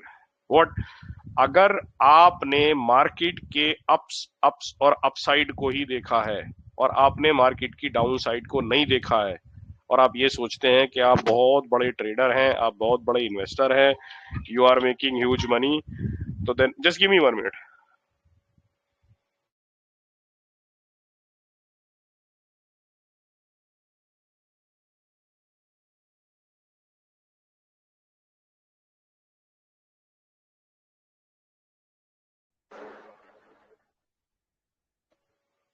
तो भाई आप जो हैं एक बहुत बड़ी गलतफहमी का शिकार हैं। आपको अल्टीमेटली ये सीखना ही पड़ेगा कि जब मार्केट डाउन हो रही है, हालात खराब हो रहे हैं, तो आपको कैसे सरवाइव करना है। और कैसे सरवाइव करने के लिए सबसे इंपॉर्टेंट चीज ये है कि आपको ये पता होना चाहिए कि आपने किस बिजनेस में इन्वेस्ट किया है। Now I will quickly show कि आप निफ्टी की वैल्यूएशन कैसे चेक करते हैं, या एटलीस्ट मैं ये बोल सकता हूं कि मैं निफ्टी की वैल्यूएशन कैसे चेक करता हूं। मैं ये कैसे डिसाइड करता हूं कि may be it's a good time कि मार्केट ऊपर की तरफ जाएगी या मार्केट नीचे की तरफ जाएगी। ठीक है, और ये बहुत बहुत ही सिंपल सी चीज है, ये कोई रॉकेट साइंस नहीं है, या ऐसी चीज नहीं है जो मैं सिर्फ करता हूं, मेरे अलावा कोई नहीं करता है। बहुत सारे लोग करते हैं भाई। मैंने बोला ना, मैं एक बहुत ही छोटा सा आदमी हूं, मार्केट में माशाल्लाह काफी बड़े बड़े ट्रेडर और इन्वेस्टर हैं। तो can you see my screen right? जी फैजल भाई। Yes yes yes. तो निफ्टी की वैल्यूएशन को चेक करने का सबसे आसान तरीका है निफ्टी की दो चीजों को ट्रैक करना, उस सब कुछ कवर हो जाता है। ओके, पहली चीज है कि आप निफ्टी की पीई को ट्रैक करो। निफ्टी की पीई जब भी 22 के ऊपर जाती है, और ये बहुत आराम से अवेलेबल है, जो मैंने ट्रेड लाइन शो है इस पे भी अवेलेबल है, आप देख सकते हो। अगर आप स्क्रीनर पे जाओगे तो स्क्रीनर पे भी आपको निफ्टी की पी दिख जाती है, कोई मुश्किल काम नहीं है। निफ्टी पी लिखोगे 50 पी तो आ जाएगा। जब भी 22 के ऊपर जाती है निफ्टी की पी, आपको होशियार हो जाना चाहिए। आपको अपने दिमाग में ये सोच लेना चाहिए कि अब एक करेक्शन हमारे आसपास है। कितनी दूर है ये आप नहीं प्रेडिक्ट कर सकते हो, लेकिन हाँ, हमारे आसपास कोई करेक्शन आ रहा है। और ये मैं डेटा की बात कर रहा हूं 2003 से, कुछ वेबसाइट पे इससे भी पुराना डेटा है। अगर आप ये चार्ट जाके देखेंगे तो ये हमारा जो निफ्टी की पी है, ये वाली पीक बनी है हमारी 28 पे, ये वाली पीक बनी है हमारी 23 पे, ये वाली पीक बनी है हमारी देखो 22-23 पे, ये वाली भी हमारी बनी है, ये वाली हमारी बनी है 27 पे, ये वाली हमारी बनी है 29 पे, और ये वाली पीक बनी है हमारी 41 पे। राइट, अगर मैं यहां पर देखता हूं कि निफ्टी यहां पर वैल्यूएशन ले रहा है, और मेरे पास ऐसे स्टॉक है ट्रेडिंग के पोर्टफोलियो में जो मुझे लगता है कि भाई वो थोड़े से ओवर वैल्यूड हैं, तो मैं यहाँ पे अपनी पोजीशन खाली करने के बारे में सोचने लगता हूं, क्योंकि ये ओवर वैल्यूड है। ये दिख रहा है निफ्टी कभी नहीं गया तो आप कैसे चला जाएगा। और ये लेवल की बात नहीं है कि निफ्टी 24,000 है, 25,000 है, 26,000 है, उससे फर्क नहीं पड़ता है। ये निफ्टी की पी का जस्टिफिकेशन है। पी कहां से आती है मैंने लिख के रखा है, अगर किसी को नहीं मालूम है। पी क्या होती है? बेसिकली शेयर प्राइस और उसको ईपीएस से डिवाइड कर दो। ठीक है, अब इसमें आप एक चीज और देखिए जो बहुत ही इंटरेस्टिंग है, मैं आपको दिखाता हूं। इसी ट्रेंड लाइन पे है, इसमें अगर आप ऊपर जाएंगे तो आप यहाँ पे ईपीएस देखेंगे, ठीक है। जब आप ईपीएस लगाते हो ना तो आपको एक और चीज पता चलती है। वो क्या पता चलती है? ग्रीन वाला ईपीएस है और रेड वाला जो है वो निफ्टी का लेवल है। आप ये देखते हैं कि अगर ईपीएस का लेवल बढ़ रहा है, इसका मतलब क्या हुआ? अगर ईपीएस बढ़ रहा है किसी कंपनी का तो what does it mean? Nifty को आप एक कंपनी समझे जिसमें बहुत सारी कंपनी इन्वॉल्व है, क्योंकि निफ्टी पूरे का पूरा वैल्यूएशन वहीं से आता है। तो अगर किसी कंपनी का ईपीएस बढ़ रहा है तो what does it mean? Company is doing well, correct. तो यही है ना। अगर यहां से मैं ये देख रहा हूं कि ये ट्रेंड, ये क्वार्टरली सेट होगा ना, ये डेली तो सेट होगा नहीं, ये तो क्वार्टरली सेट होगा। जैसे जैसे आपकी क्वार्टर के रिजल्ट आते जाएंगे निफ्टी वाली कंपनी के, ये अपडेट होता जाएगा। नाउ व्हेन आई सी कि निफ्टी की वैल्यूएशन, ईपीएस की वैल्यूएशन जो 2021 में थी वर्सेस जो 2024 में है, इसमें एक ह्यूज गैप है। ये वैल्यूएशन कहां से आ रहा होगा? जो कंपनीज के रिजल्ट आए हैं, जो प्रॉफिटेबिलिटी आई है, वहां से आया होगा। जब मैं इसको देखता हूं तो मेरा कॉन्फिडेंस बढ़ना चाहिए कि नहीं बढ़ना चाहिए? जी सही बात, बढ़ना चाहिए ना भाई, ये निफ्टी का ईपीएस है ना। तो when you connect this EPS with P, यहां पर आपको होशियार होना है इररेस्पेक्टिव ऑफ ईपीएस, क्योंकि पास परफॉर्मेंस हमारा, मैंने लेस का एग्जांपल दिया था कि 20 रुपए वाला 30 रुपए का होगा और 20 रुपए वाला 10 रुपए का होगा। तो यहां पर आपको होशियार हो जाना है कि अब एक करेक्शन आ रहा है, और जब ये नीचे आता है आप इस लेवल को चेक करो कि निफ्टी की पी के 22 लेवल पे कब कब रहा है। मैं बहुत ज्यादा डिटेल में, आप लोग चार्ट के मास्टर हैं, मैं बहुत बड़ा मतलब चार्ट तो मुझे एबीसीडी भी नहीं आती है, बहुत ही बेसिक सा आदमी हूं मैं। आप लोग मेरे से ज्यादा इस चार्ट को एनालाइज कर सकते हो, इस चार्ट को आप सोच सकते हो, समझ सकते हो। ट्रेंड लाइन की वेबसाइट है, निफ्टी पी डालोगे तो आप आ जाएगा, ठीक है। तो आपको ये अंदाजा होगा कि मार्केट का जो पीई है, यानी कि निफ्टी का पीई जो है और निफ्टी का जो ईपीएस है, इनका आपस में एक बहुत गहरा नाता है, और उसका मोटा मोटा इंपैक्ट जो है वो कहां पड़ता है? वो पड़ता है बेसिकली आपके निफ्टी की वैल्यूएशन के ऊपर। जब बड़े बड़े लोग बात करते हैं टीवी के ऊपर या बड़े बड़े चैनल्स में इंटरव्यू में जब बात करते हैं, तो वो बोलते हैं कि निफ्टी जो है ओवर वैल्यूड है। what does they mean? What do they mean actually? So when they say that nifty is overvalued, they are talking about nifty की P। अगर सडनली ये ईपीएस हमारी यहां से जंप हो जाए तो हमारी अगर पी ये 22 की शिफ्ट है, ये 30 भी हो सकती है, बट ये ग्रेजुअली बढ़ रही है और ये ग्रेजुअली ही बढ़ेगी। ये ऐसा नहीं है कि अचानक से बढ़ जाएगी कि एक क्वार्टर में सब कुछ बहुत अच्छा हो जाएगा। ये एक क्वार्टर में कब बढ़ सकती है? जब मार्च वाले कुछ हालात पैदा हो जाए। याद है ना 2020 में क्या हुआ था? 2020 में सारे बिजनेसेस बंद हो गए थे, बहुत ही पुअर रिजल्ट आए थे, तो सारी की सारी निफ्टी की वैल्यूएशन खत्म हो गई, और फिर उसके बाद जब अगले क्वार्टर में बिजनेस शुरू हुए तो ये सडन जंप हुआ। समझ में आ रहा है भाई सबको?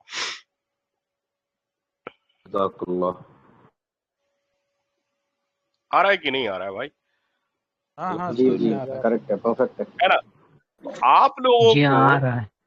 आप लोगों को निफ्टी की वैल्यूएशन को एक बिजनेस की तरीके से देखना है।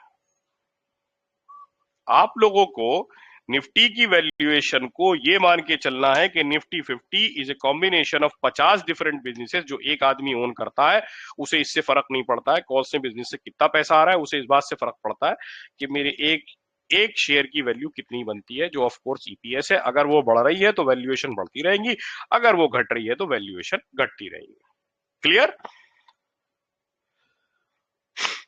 नाउ एक्सटर्नल फैक्टर की अगर हम बात करें ओवरऑल, ठीक है, तो मेरी स्क्रीन शायद अब दिख रही होगी सब लोगों को।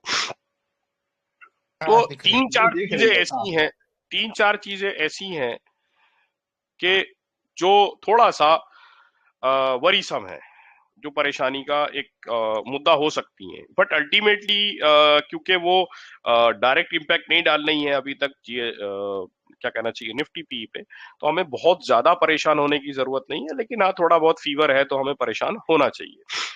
इसमें सबसे इंपॉर्टेंट क्या है? वो है कि जो हमारा पीएमआई क्या है? बेसिकली ये मैन्युफैक्चरिंग इंडेक्स है।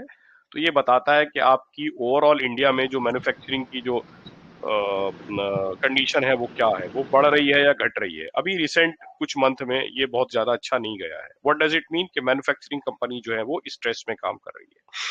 दूसरा जो है, मैन्युफैक्चरिंग कंपनी स्ट्रेस में काम कर रही है तो अल्टीमेटली ये निफ्टी की पीई पे भी इम्पैक्ट डालेगा। स्ट्रेस में काम करने की क्या वजह हो सकती है? बहुत सारी वजह हो सकती हैं। एक्सटर्नल फैक्टर भी हो सकते हैं, इंटरनल भी हो सकते हैं, वो एक डीप डाइव एनालिसिस वाली बात है। Inflation is another one. Government and RBI is trying to control their best कि वो इन्फ्लेशन को कंट्रोल करें। उसके बावजूद इन्फ्लेशन जो है वो शायद 8 के आसपास अभी मेरे ख्याल से है, मुझे अगर सही से याद आ रहा है। बट इट इज एनीवे, अगर 8 नहीं भी है, 7 भी है, तो ये थोड़ा सा एक्सपेक्टेशन के ऊपर है।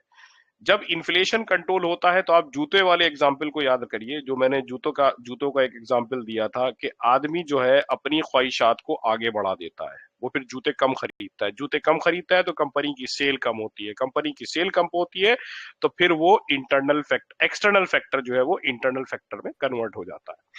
करेक्ट। तीसरी चीज जो है, जो आपकी परेशान कुन है, वो है जीएसटी का कलेक्शन। अभी हमारा जो जीएसटी का कलेक्शन है, अभी तक आप सुनते थे वो कि नई पीक बनाई है, नई पीक बनाई है, नई पीक बनाई है, but somehow now we have started realizing because of PMI, because of मतलब और बहुत सारे फैक्टर हैं जिनकी वजह से जीएसटी का कलेक्शन एक पीक आउट हो चुका है।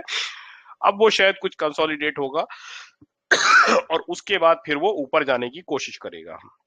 ये मैं एकदम रिसेंट डेटा की बात कर रहा हूँ, पिछले 1-2 महीने की अगर आप बात करो।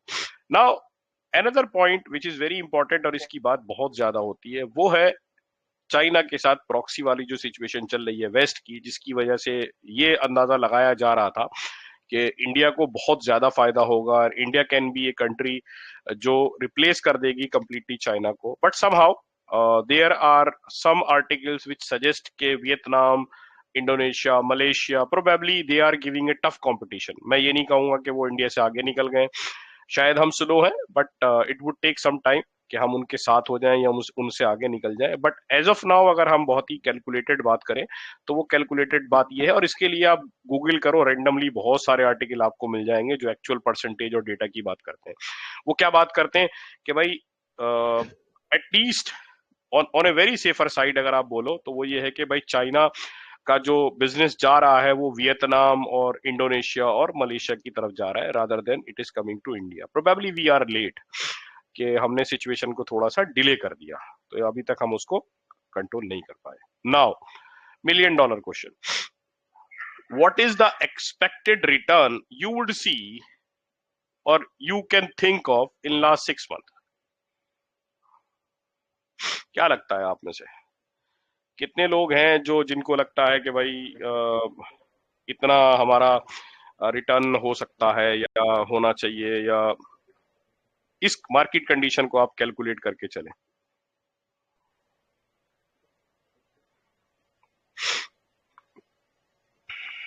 कैपिटल प्रोटेक्ट हुआ वो भी बड़ी बात है फिलहाल। Very good. Anyone else?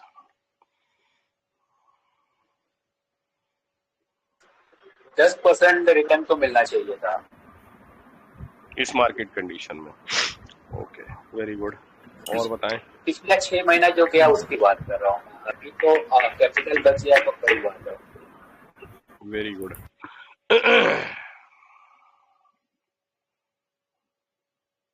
और बताएं भाई। लास्ट 6 मंथ की कंडीशन में कम से कम 20 to 30% बना है। कम से कम 20 to 30% बना ही है। Okay, very good. और लोगों को क्या लगता है?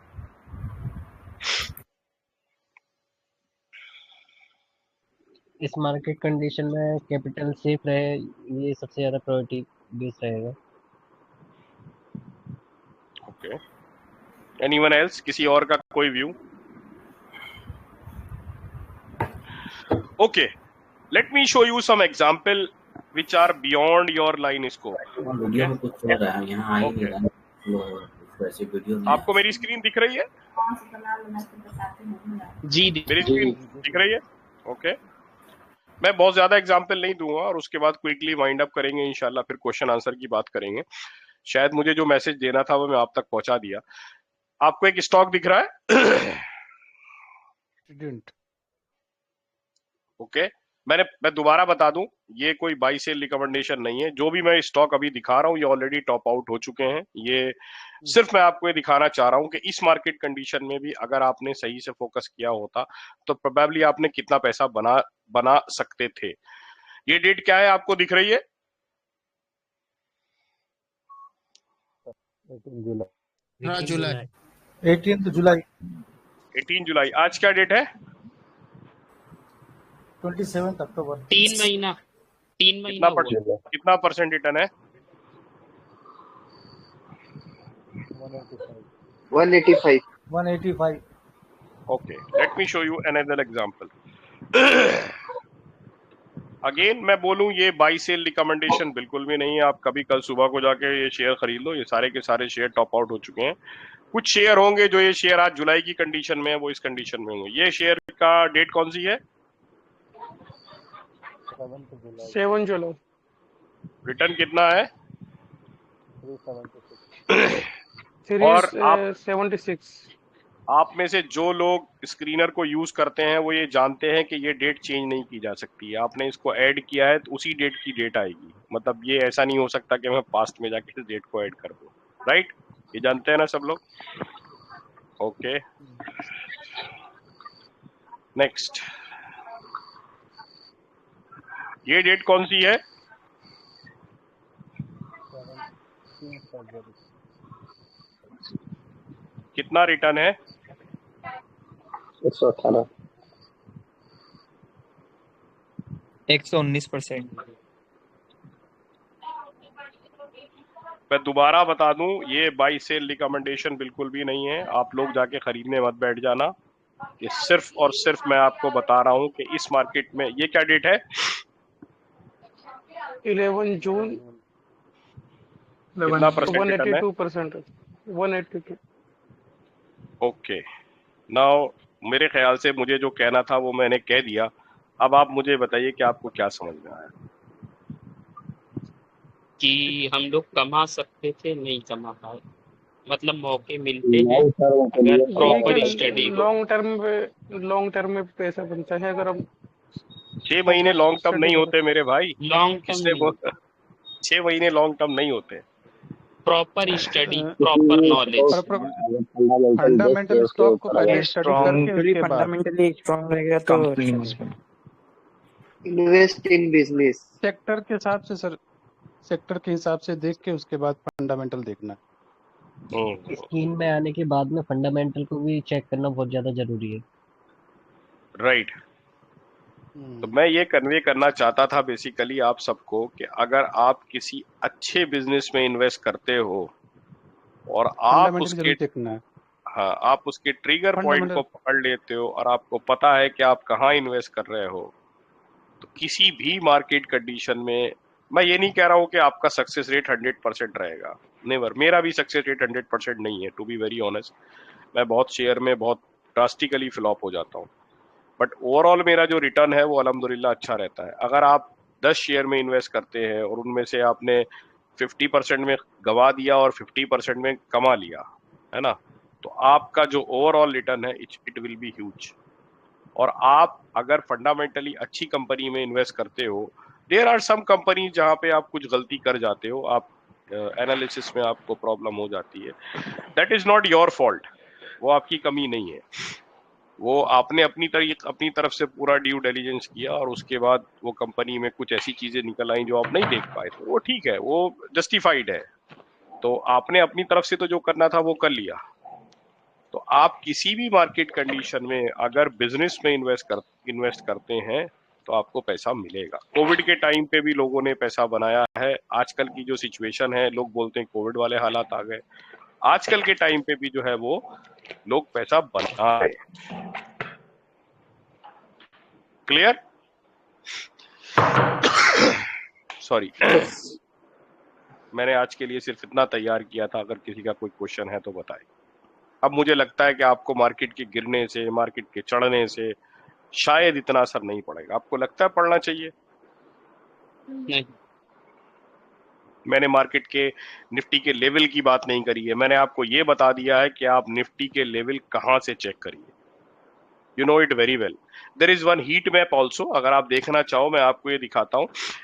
ये एक दूसरी वेबसाइट है niftyperatio.com। इसमें आप देखोगे तो इसमें हीट मैप करके आ जाता है, तो ये दिखा देता है कि भाई निफ्टी कहाँ रेंज में चल रहा है। तो ये बेसिकली शायद 25 के ऊपर रेड देना शुरू करता है, बट मैंने आपको बोला ना 22 पे आप अटेंटिव हो जाइए। जहां पे आपको लगे कि मार्केट कंट्रोल के बाहर जा रही है, अपनी वैल्यूएशन को जस्टिफाई नहीं कर रही है, आप कैश लेके बैठ जाइए, अच्छी कंपनी में इन्वेस्ट करिए, अच्छे लेवल का इंतजार करिए। अगर आपके पास अच्छी कंपनी है, थोड़ा बहुत करेक्ट हो रही है, तो आपको पैनिक लेने की जरूरत बिल्कुल भी नहीं है। क्लियर है भाई? जी ये कहना था कि जो आपने बताया था निफ्टी 22 से अगर ऊपर हो रही है। जी आवाज आ रही है सर? हाँ, निफ्टी जी 22 आ से रही है, ऊपर हो रही है, बोलिए। तो जो हमारे ओवर वैल्यूड स्टॉक हैं तो उनसे हम बाहर निकल जाएं। और एक तरफ आप ये बता रहे हैं कि बहुत सारे स्टॉक हैं जिन्होंने कि मतलब आउट परफॉर्म किया है, तो इसमें तो ये दो क्राइटेरिया हो गए, दो चीजें हो गई नहीं, अलग दो अलग। नहीं, दोनों सेम है, दोनों इन लाइन है ना। जो स्टॉक आप बाई कर रहे हो वो अंडर वैल्यूड है भाई। आपको यहाँ पर भी इस जगह पर मान लो निफ्टी की पी से फॉर एग्जांपल 40 है, ये पी किसका बना था 41 का। आपको यहाँ पर भी एक ऐसा स्टॉक मिल सकता है जिसमें फंडामेंटली कोई इतनी स्ट्रॉन्ग चेंजेस हो रही हो कि वो फंडामेंटली आपको वहां पर सस्ता लगे। अब उसका क्या इम्पैक्ट होगा मैं बताता हूं। जैसे जैसे ये नीचे जाएगा वैसे वैसे वो और ऊपर जाएगा। What is the reason? Reason ये रहेगा कि भाई मार्केट गिर रही है, तो जो जब शायद मैंने इसी ग्रुप में एक एग्जांपल दिया था कि जब मैराथन होती है तो शुरू के 5-10 किलोमीटर 20 किलोमीटर तो सब लोग भाग लेते हैं। असली जो रनर होते हैं वो लास्ट वाले जो माइल्स होते हैं उनको कवर करते हैं, ठीक है। तो जो यहाँ पर अंडर वैल्यूड है वो यहाँ पर अंडर वैल्यूड है, तो उसमें तो लोग लाइन लगा के खरीदेंगे ना। जी जी जी। तो it's all about your skill of analysing fundamentals. मैंने जो स्टेटमेंट दिया है वो कॉन्ट्राडिक्टरी नहीं है। मैंने क्या बोला, आप अपने स्टॉक के अगर आपको यहां पर लगता है कि मैंने किसी ऐसे स्टॉक में इन्वेस्ट किया है जो अंडर वैल्यूड है, ट्रस्ट मी आज भी स्टॉक अपर सर्किट में चल रहे हैं और वो पंप एंड डंप वाले नहीं है, वो अपने वैल्यूएशन की वजह से अपर सर्किट में है। और वैल्यूएशन कहां से आती है? मान लो स्टॉक का प्राइस है से फॉर एग्जांपल 100 रुपए, उसकी वैल्यूएशन, उसकी ऑर्डर बुक इतनी स्ट्रांग है, उसके रिजल्ट इतने अच्छे आए हैं कि उसका जो एक्चुअल वैल्यू निकल के आ रही है वो आ रही है 300 रुपए या 400 रुपए या 500 रुपए। ठीक है भाई? जी जी जी। नाउ इन हालतों में भी अच्छे रिटर्न। मेरा सवाल ये है कि इन हालतों में जो फंडामेंटली स्ट्रॉन्ग शेयर है उन्होंने अच्छा रिटर्न दिया है, तो ये शेयर निकालेंगे कैसे आम आदमी? उसके लिए आपको फंडामेंटल की पढ़ाई करनी पड़ेगी। 1-2 सेशन मैंने लिए हैं, बाकी डॉक्टर साहब ने भी शायद और बहुत सारे सेशन अरेंज किए हैं। जिस लगन और डेडिकेशन के साथ आप टेक्निकल सीखते हैं, उसी लगन और डेडिकेशन के साथ आपको फंडामेंटल की भी पढ़ाई करनी पड़ेगी। डॉक्टर साहब ऑलरेडी माशाल्लाह शुरुआत हमारी यहीं से हुई थी कि आप बिजनेस में इन्वेस्ट करते हैं या लाइन में। तो कंक्लूजन ये था कि बिजनेस में, तो आई कंक्लूडेड कि भाई आप सबको पता है कि बिजनेस क्या होता है। मेरे ख्याल से तो डॉक्टर साहब सेशन रखते रहते हैं बीच बीच में। जी जी फैसल भाई, पूरे सेशन होते हैं। लाइब्रेरी में टॉप लेवल के वीडियोस अवेलेबल हैं। वो हम लोग की कमी है कि हम लोग जाते नहीं है वहाँ। हाँ, अब इसमें तो मतलब फैसल भाई अभी की सिचुएशन में अभी हम कोई स्टॉक बाई कर रहे हैं जी, हाँ, तो उसका पी सपोज 40 या 50 या 60 के अबोव चले गया। अब बहुत से स्टॉकों की पी तो बहुत चल रहे, 70-80 तक चल रहे। नहीं तो आप ना आप जो है वो बिरयानी के अंदर दाल डाल रहे हैं। मैंने स्टॉक की पी की बात अभी नहीं करी है, मैंने स्टॉक की पी का जिक्र ही नहीं किया है। I have not used even a single time के स्टॉक की पी कितनी है, बात करी है मैंने? नहीं किया। Nifty P. हाँ, तो आप नासिर भाई कंफ्यूज हो रहे हैं। मैंने निफ्टी की पी की बात करी है, मैंने स्टॉक की पी की बात नहीं करी है। और वेबसाइट जो है वो भी निफ्टी की पी दिखाती है, वो उसकी पी नहीं दिखाती है। क्या कहना चाहिए, वो इंडिविजुअल स्टॉक पे जाओगे तब आपको दिखाई देगी। स्टॉक की पी हो सकता है 100 हो और वो सस्ता हो, वो एक अलग बात है, that is a different story. ठीक है नासिर भाई? जी जी फैसल डॉक्टर जी साहब जी एक फैसल ऑर्डर बुक पर एक क्वेरी थी। जी बताएं। आपकी वीडियो देखी आज मैंने आपकी वेबसाइट पर। जी जी ऑर्डर बुक की वेबसाइट का नाम आपने जिक्र नहीं किया था, अभी नहीं बता रहा हूँ, तो यहाँ बता सकते हैं जहाँ ऑर्डर बुक का डेटा ऑर्डर मिलता है? नहीं, ऑर्डर बुक की जो मैंने वेबसाइट बताई है उसमें मैंने स्क्रीनर के लिए बताया है, स्क्रीनर में फिल्टर लगाने के लिए बताया, ऑर्डर बुक आ जाता है वहां से। स्क्रीनर अच्छा, में ही बताया मैंने, नहीं वो स्क्रीनर में तो आप लगाए। सर्च करना पड़ता है ना। आपने कहा था कोई वेबसाइट है जो एग्रीगेट करती है ऑर्डर बुक और नहीं डायरेक्टली नहीं, आपको मैंने ये डेटा देती बताया है। था कि वो, स्क्रीनर में आपको हाँ ढूंढना पड़ेगा ना हाँ, एक एक नहीं करके। मैंने क्या बताया था, आपका सवाल सही है। मैंने ये बताया था कि कुछ वेबसाइट्स हैं जो ऑर्डर बुक को इंडिकेट करती हैं, लेकिन वो वेबसाइट पेड है तो इसलिए मैं उनका नाम नहीं लूंगा। ठीक है, तो वो पेड वेबसाइट है तो इसलिए मैं उनका हाँ नाम नहीं लेता हूँ। हाँ, जो स्क्रीनर है ओके अगर आप उसमें जाएंगे ना आप, तो ऑर्डर बुक का जो मैंने उसमें बताया है डिटेल के कैसे लगानी होती है, आप वो हाँ फिल्टर हाँ लगाएंगे तो आपको ऑर्डर बुक की अपडेट मिल जाती है। हाँ, ठीक है, नहीं पेड है फिर भी आपको पता है तो नाम बता दीजिए सिर्फ। नाम यार मुझे ढूंढना पड़ेगा, मैं खुद भी उसका पेड सब्सक्राइबर नहीं हूँ तो ओके ढूंढना पड़ेगा। ओके ओके, बट है, ठीक है ठीक है। There are couple of website जो एक्सक्लूसिवली ऑर्डर बुक पे काम करती है, एटलीस्ट 2-3 तो मैं जानता हूँ। आप मुझे हाय हेलो भेज दीजिएगा पिंग में, मैं इंशाल्लाह उसका लिंक फिर आपको ढूंढ के दे देता हूँ, कहीं मेरे बुक मार्क में होगा। जी ओके, जजाकल्लाह खैर। फैसल भाई मुझे एक सवाल था।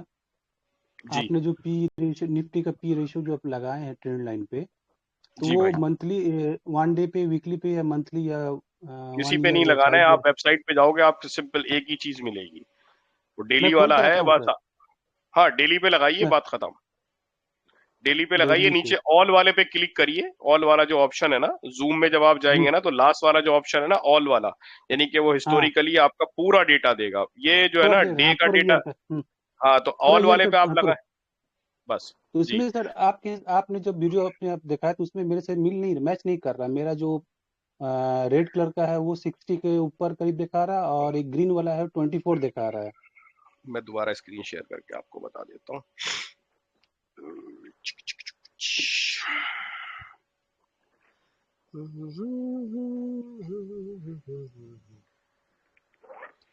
दिख रही है मेरी स्क्रीन?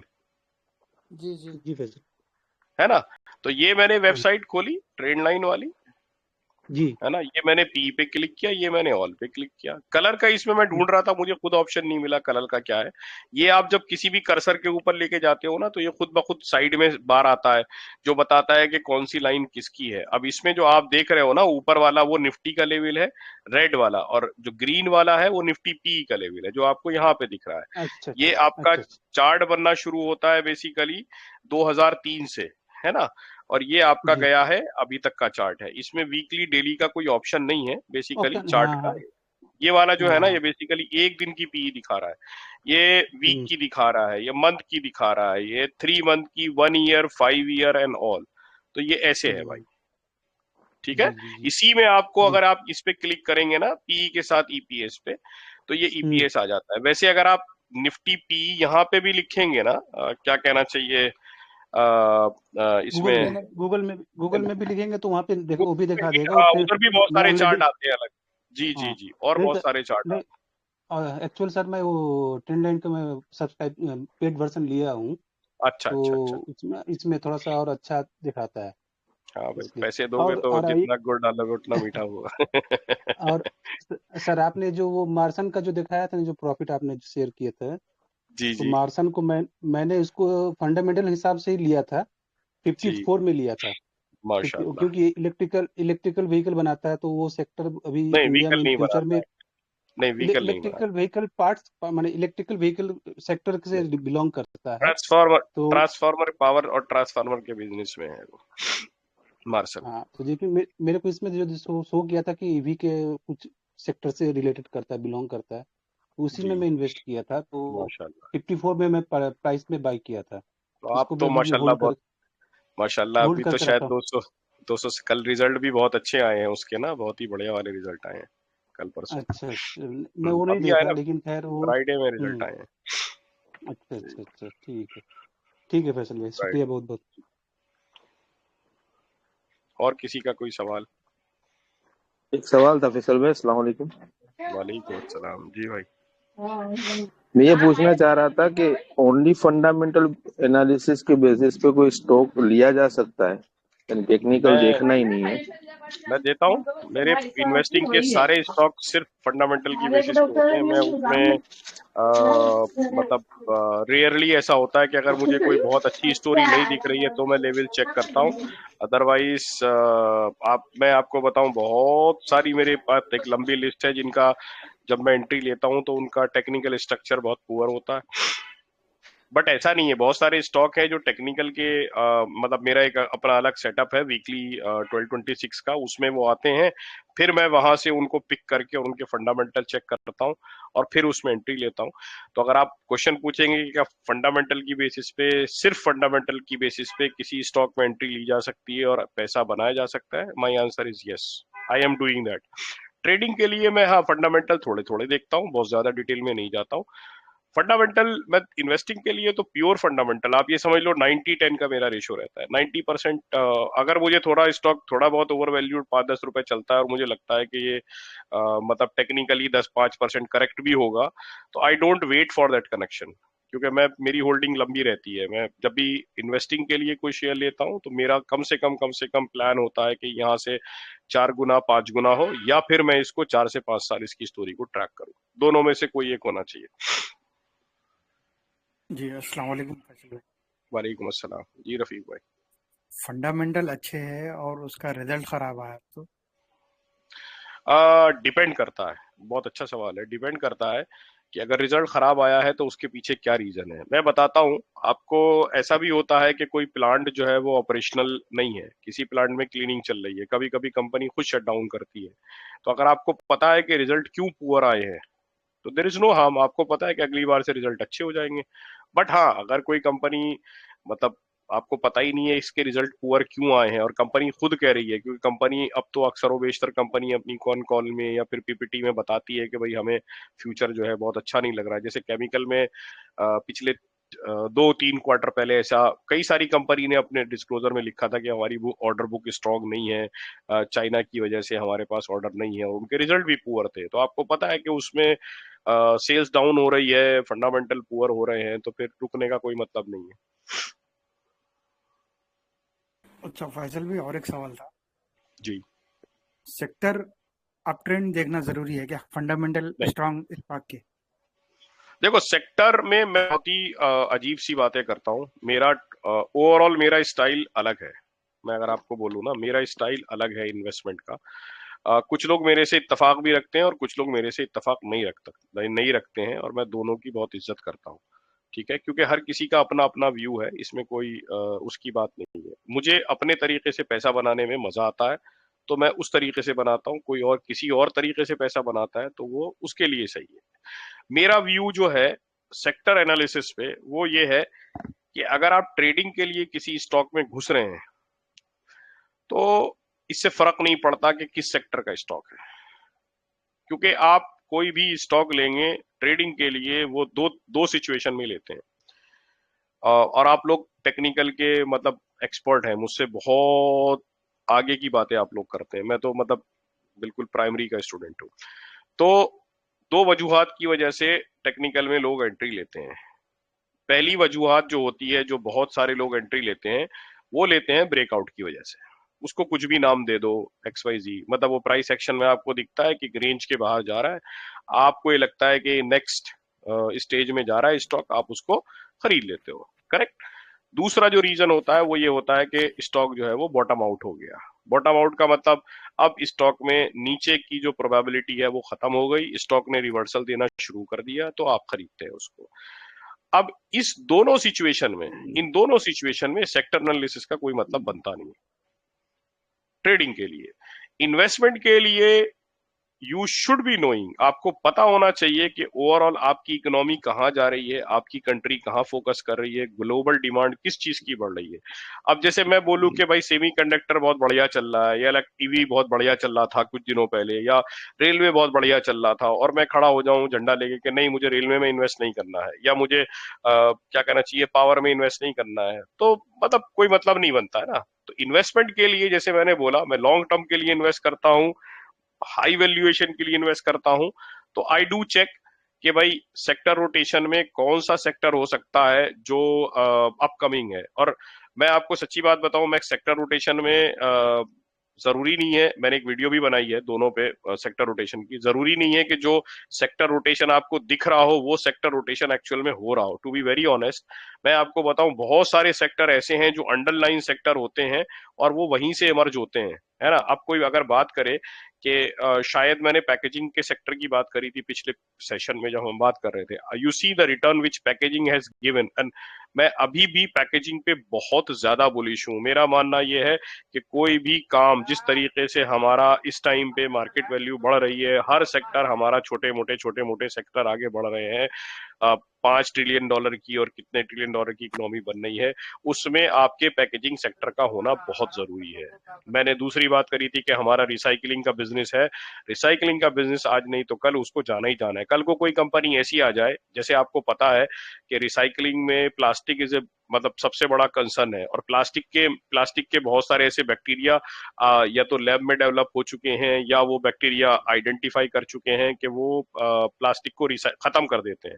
तो अगर कोई कंपनी कल को सेटअप करती है, मान लो दिल्ली, बंबई, कलकत्ता कहीं, और वो ये कहती है कि भाई हमने वो बैक्टीरिया पालने शुरू कर दिए हैं और हम जो है वो रिसाइकिल मैनेजमेंट कर रहे हैं, that would be the best option. आपको पता है अल्टीमेटली गवर्नमेंट यही चाहती है, फोर्स करेगी कि भाई आप जाओ 1 2 3 4, जब तक नई कंपनी खुलेंगी तब तक तो आप मालामाल हो जाओगे।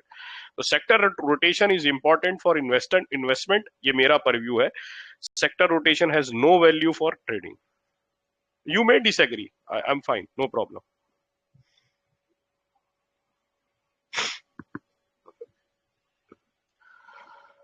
और सवाल किसी का कोई? वालेकुम। वालेकुम अस्सलाम। जी इब्राहिम भाई। मेरा ये कहना था कि जो अभी मार्केट में जो करेक्शन चल रहा है तो उस पे आपका क्या व्यू है? आपने कब ज्वाइन किया सेशन? मैं अभी बस जस्ट। आपने लेट ज्वाइन किया, आप दोबारा वीडियो देखेंगे तो आपको समझ में आ जाएगा। अभी अभी हम रावण का दहन करके आ रहे हैं, खत्म हो गई हमारी क्या कहना चाहिए रामायण हमारी खत्म हो गई। जी किसी और का कोई सवाल?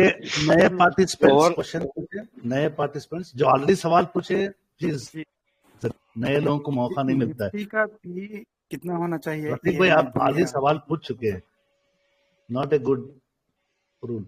लोग जो नहीं इतने पूछ लेते, इतने कोई और सवाल तो इनका सवाल नहीं, दरअसल क्या होता है हमारे फीडबैक में यह है कि नए लोग इस वजह से सवाल नहीं पूछते क्योंकि पुराने लोग पूछते आते रहते, तो you want the real participation. जी नए लोग दबे दबे रहते थे भाई, सवाल बोलिए, आवाज आ रही है। जी बताएं। हारून पूछिए। जी मेरा एक सवाल था पी के ऊपर। स्टॉक का जो पी होता है तो वो नॉर्मली मतलब कुछ स्टॉक्स में जो है वो इंडेक्स पी से बहुत ज्यादा होता है और वो स्टॉक आगे चलते ही जाता है, तो उसको कैसे हम लोग जज करें कि ये पी जो है ये मतलब ठीक है, इतना वैल्यूएशन इसका बराबर है या फिर कब इसमें से एग्जिट होना चाहिए? हारून भाई मैंने बहुत पहले एक सेशन लिया था जिसमें मैंने फेयर वैल्यू की बात करी थी, तो I follow my fair value फंडा।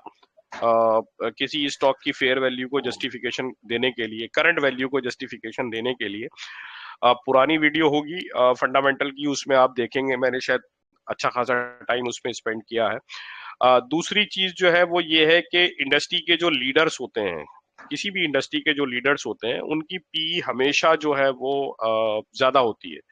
एक्चुअल में जो इंडस्ट्री पी होती है वो एवरेज होती है उस ओवरऑल उस सेक्टर की सारी कंपनीज का, या एटलीस्ट उस सेक्टर की कुछ कंपनीज का।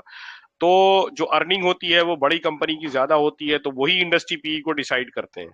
तो जो सेक्टर के लीडर होते हैं उनमें जो है आप देखोगे तो पी आपको ज्यादा मिलेगी। जो सेक्टर में छोटे प्लेयर होते हैं उनकी पी कम होती है। तो अगर आप सेफ इन्वेस्टर हैं तो आप सेक्टर के लीडर में इन्वेस्ट करते हैं तो आपको बड़ी पी से डरना नहीं चाहिए, क्योंकि उनका मार्केट शेयर ज्यादा है और उनकी पी मोर और लेस वही रहती है, थोड़ा थोड़ा बढ़ती है। इंडस्ट्री पी के कंपैरिजन में उनकी पी जो है वो थोड़ी सी ज्यादा रहती है। और अगर आप थोड़ा सा रिस्की इन्वेस्टर हैं तो जो कम पी वाली है उसमें इन्वेस्ट करिए। लेकिन मैं जो इन्वेस्ट करता हूं, अगर आप मेरा मेथड पूछेंगे तो मैं ऐसी कंपनी में बहुत रेयरली इन्वेस्ट करता हूं जिनकी पीई जो है वो इंडस्ट्री पीई से ज्यादा हो, क्योंकि मैं एक लो कैप इन्वेस्टर हूं, मैं लार्ज कैप में इन्वेस्ट नहीं करता हूं कभी क्या कभी, मैं रेयरली करता हूं। स्टॉक स्पेसिफिक बात कर सकता हूँ, जैसे कि ई टू ई नेटवर्क, इसका आपका एफजेड वैल्यू के हिसाब से वो उसका स्टॉक का वैल्यू प्राइस जो है वो कहीं ज्यादा है एफजेड वैल्यू से। और दूसरा ये कि उसका पी भी बहुत ज्यादा है, लेकिन पिछले 2 साल में उसने 25x तक के दे दिया हुआ है। और मैंने हाँ। खुद उसको लास्ट क्वार्टर के रिजल्ट पे लिया हुआ था और ऑलमोस्ट 70% प्रॉफिट लेकर के मैं निकल गया कि पीस का और ज्यादा हो रहा है, आगे कहीं ये क्रैश ना हो जाए। लेकिन उसके मेरे निकलने के बाद भी वो डबल से ज्यादा हो चुका है और अभी भी उसका रिजल्ट अच्छा आया हुआ है। तो ये केस के ऊपर थोड़ा सा मतलब बहुत ज्यादा कंफ्यूजन है मेरे को। नहीं, आपका कंफ्यूजन एकदम सही है। मैं आपको बताता हूँ, मैंने खोला अभी E2E नेटवर्क, इसकी जो एफजेड वैल्यू, आप एफजेड वैल्यू की बात कर रहे हैं, तो मैं एफजेड वैल्यू, मुझे लगता है कि आप जानते हैं कि मैं मेरी फेयर वैल्यू की कैलकुलेशन क्या है, तो मैं उसी मेथड से बात करूंगा कि आपको आइडिया है। हाँ, मैंने थोड़ा सा इसकी- मतलब उसके लिए जी, आपने इसमें किस वैल्यूएशन पे इन्वेस्ट किया, मतलब किस प्राइस पे इन्वेस्ट किया था? मैंने इसको लास्ट मतलब क्वार्टर रिजल्ट आने के बाद 1700 कुछ रुपए पे इसको लिया हुआ था और मैंने 2700 पे बेचा, ये डर के कहीं पी और ज्यादा बढ़ गए इसका, कहीं ये क्रैश ना हो जाए। लेकिन वो आज तकरीबन 4000 जाने के बाद फिर नीचे आया। अभी रिजल्ट उसका फिर भी ठीक आया हुआ है, पहले जैसा नहीं है रिजल्ट, लेकिन फिर भी ठीक है। तो अभी इसको आप देखेंगे ना, अगर आप इसको देखेंगे ना, मुझे एक्चुअल में इसकी डीप डाइव एनालिसिस नहीं है उसके बारे में, मैं इसको क्विकली देख पा रहा हूँ, ये शायद क्लाउड में और विंडोज क्लाउड में और मशीन लर्निंग में काम कर रही है, तो maybe one of the reason GPU networks में काम है इसका, और नेविडा का भी इसका और नया प्रोजेक्ट मिला हुआ है इसका। मैंने कॉन कॉल भी पूरा पढ़ा था और इसने कैपेक्स भी डाला हुआ है, लेकिन फिर भी ये देख करके मेरा कॉन्फिडेंस नहीं बना और मैंने फिर निकल गया वहां से। लेकिन मेरे निकलने के बाद भी स्टॉक डबल हो चुका हुआ है। हाँ, मैं आपको 1700 पे आपने इन्वेस्ट किया था, राइट? 3400 हो गया अभी। तो अभी मैं आपको बताता हूँ, अगर इस स्पेसिफिक स्टॉक की बात करें और इसकी करंट पी की बात करें, हम ये मान के चलें कि ये इसके जो पीयर्स है ये सही है, कभी कभी गलत भी होते हैं, बट मेरे ख्याल से KPIT is also in the same business if I am not wrong. तो आप ये देखो, ये 190 की पीई पे बैठा है ना, और केपीआईटी 51 की पीई पे बैठा है। केपीआईटी वर्सेस E2E नेटवर्क में लोअर सर्किट भी लगे थे शुरू में, अगर मुझे याद आ रहा है, एक साल भर के अंदर ही अंदर की कहानी थी ना, यहाँ से ये भागा है। तो अभी क्या है कि मतलब एक जमाने में शायद उसमें भी चला गया था ना, अपना पीरियोडिक कॉल ऑक्शन में, मुझे कुछ थोड़ा सा मतलब हेलुसिनेशन टाइप हो रहा है इसके बारे में, याद आ रहा है हल्का हल्का सा, ठीक है। तो कहने का मकसद ये है, अगर आप मुझसे पूछेंगे इस वक्त, they are not the market leader in AI learning and all, at least as far as I know। मैं गलत भी हो सकता हूँ, क्योंकि मैंने बताया मुझे बहुत ज्यादा इसकी डीप डाइव एनालिसिस नहीं है। और they are asking, मतलब केपीआई अवेलेबल है 50 की पीई पे और ये अवेलेबल है 200 पे, यानी कि 4x पे। तो if you ask me, I will not invest in this. क्या होगा, देखो, आपको जिंदगी में कुछ उसूल बनाने पड़ते हैं जिसकी वजह से आपको फायदे भी होते हैं और नुकसान भी होते हैं। क्या होगा कि अगर इसकी एक अर्निंग गलत आई या इसकी 2 अर्निंग गलत आई बैक टू बैक किसी वजह से, तो इसकी जो वैल्यूएशन है ना, वो फिर यही वाले पे आना पड़ेगा, इसको 36 की वैल्यूएशन पे इसको आना पड़ेगा, क्योंकि इंडस्ट्री का लीडर नहीं है ये, they are not industry leader. तो they will have to come at least below that leader. Below leader मान लो, चलो टाटा टेक्नोलॉजी मान लो, Tata technology is 63 and they are 190, तो एटलीस्ट इनको 63 तक तो आना पड़ेगा। 63 इज 1/3 ऑफ 193 अगर आप देखोगे। तो जो आपका पछतावा है कि मैंने शायद जल्दी से एग्जिट कर दिया, वो उस केस में जस्टिफाई हो जाएगा अगर ये नीचे की तरफ आता है। नाउ व्हाट आई डू, मैं आपको बताता हूँ।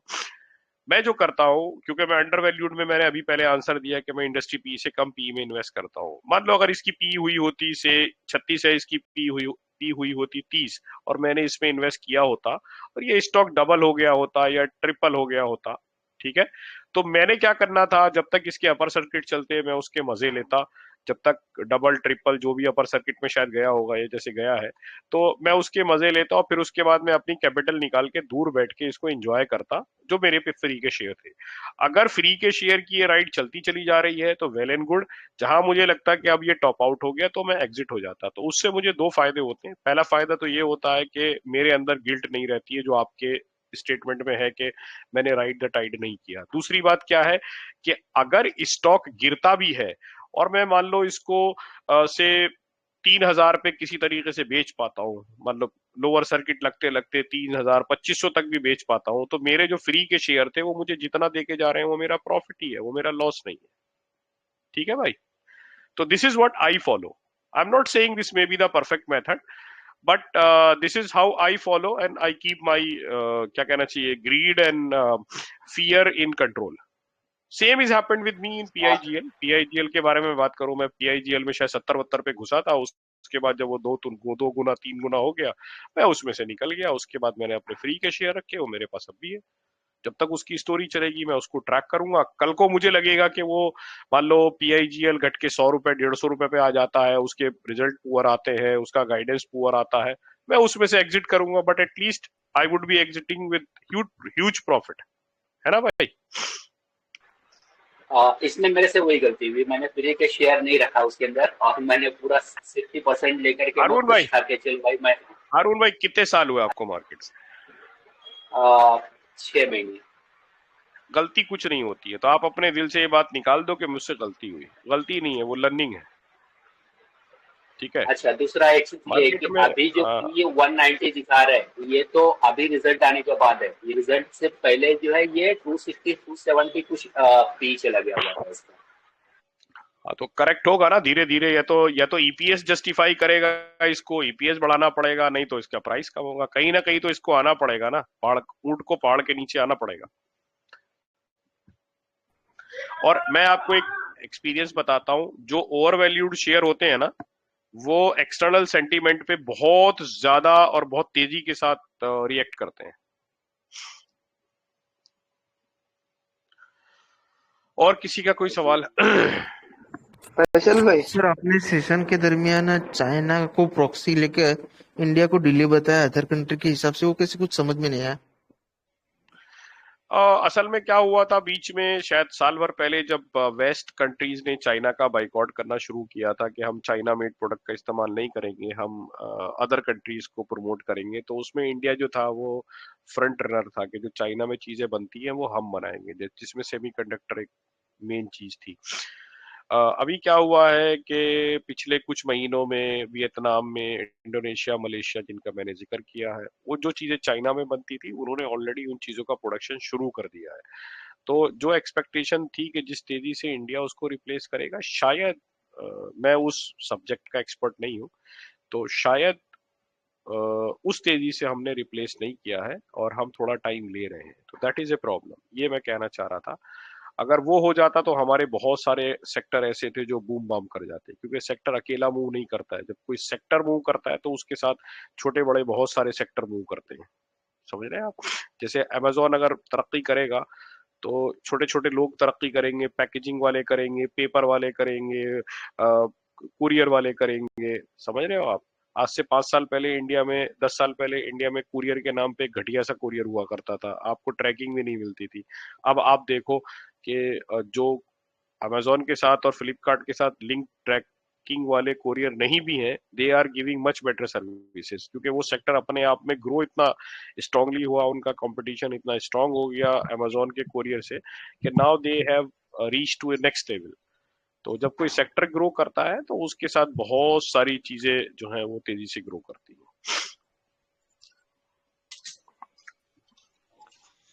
सर मेरा एक सवाल था जी भाई, कि अक्सर सुनता हूं मैं कि मेटल सेक्टर जो है वो सिक्लिकल होता है, तो मतलब इसका किस तरह इसका साइकिल चलता है, एवरी ईयर में चेंज होता है या 2 साल में या 6 महीने में, किस तरह इसका साइकिल जो है वर्क करता है, थोड़ा सा इसको एक्सप्लेन करिए सर प्लीज।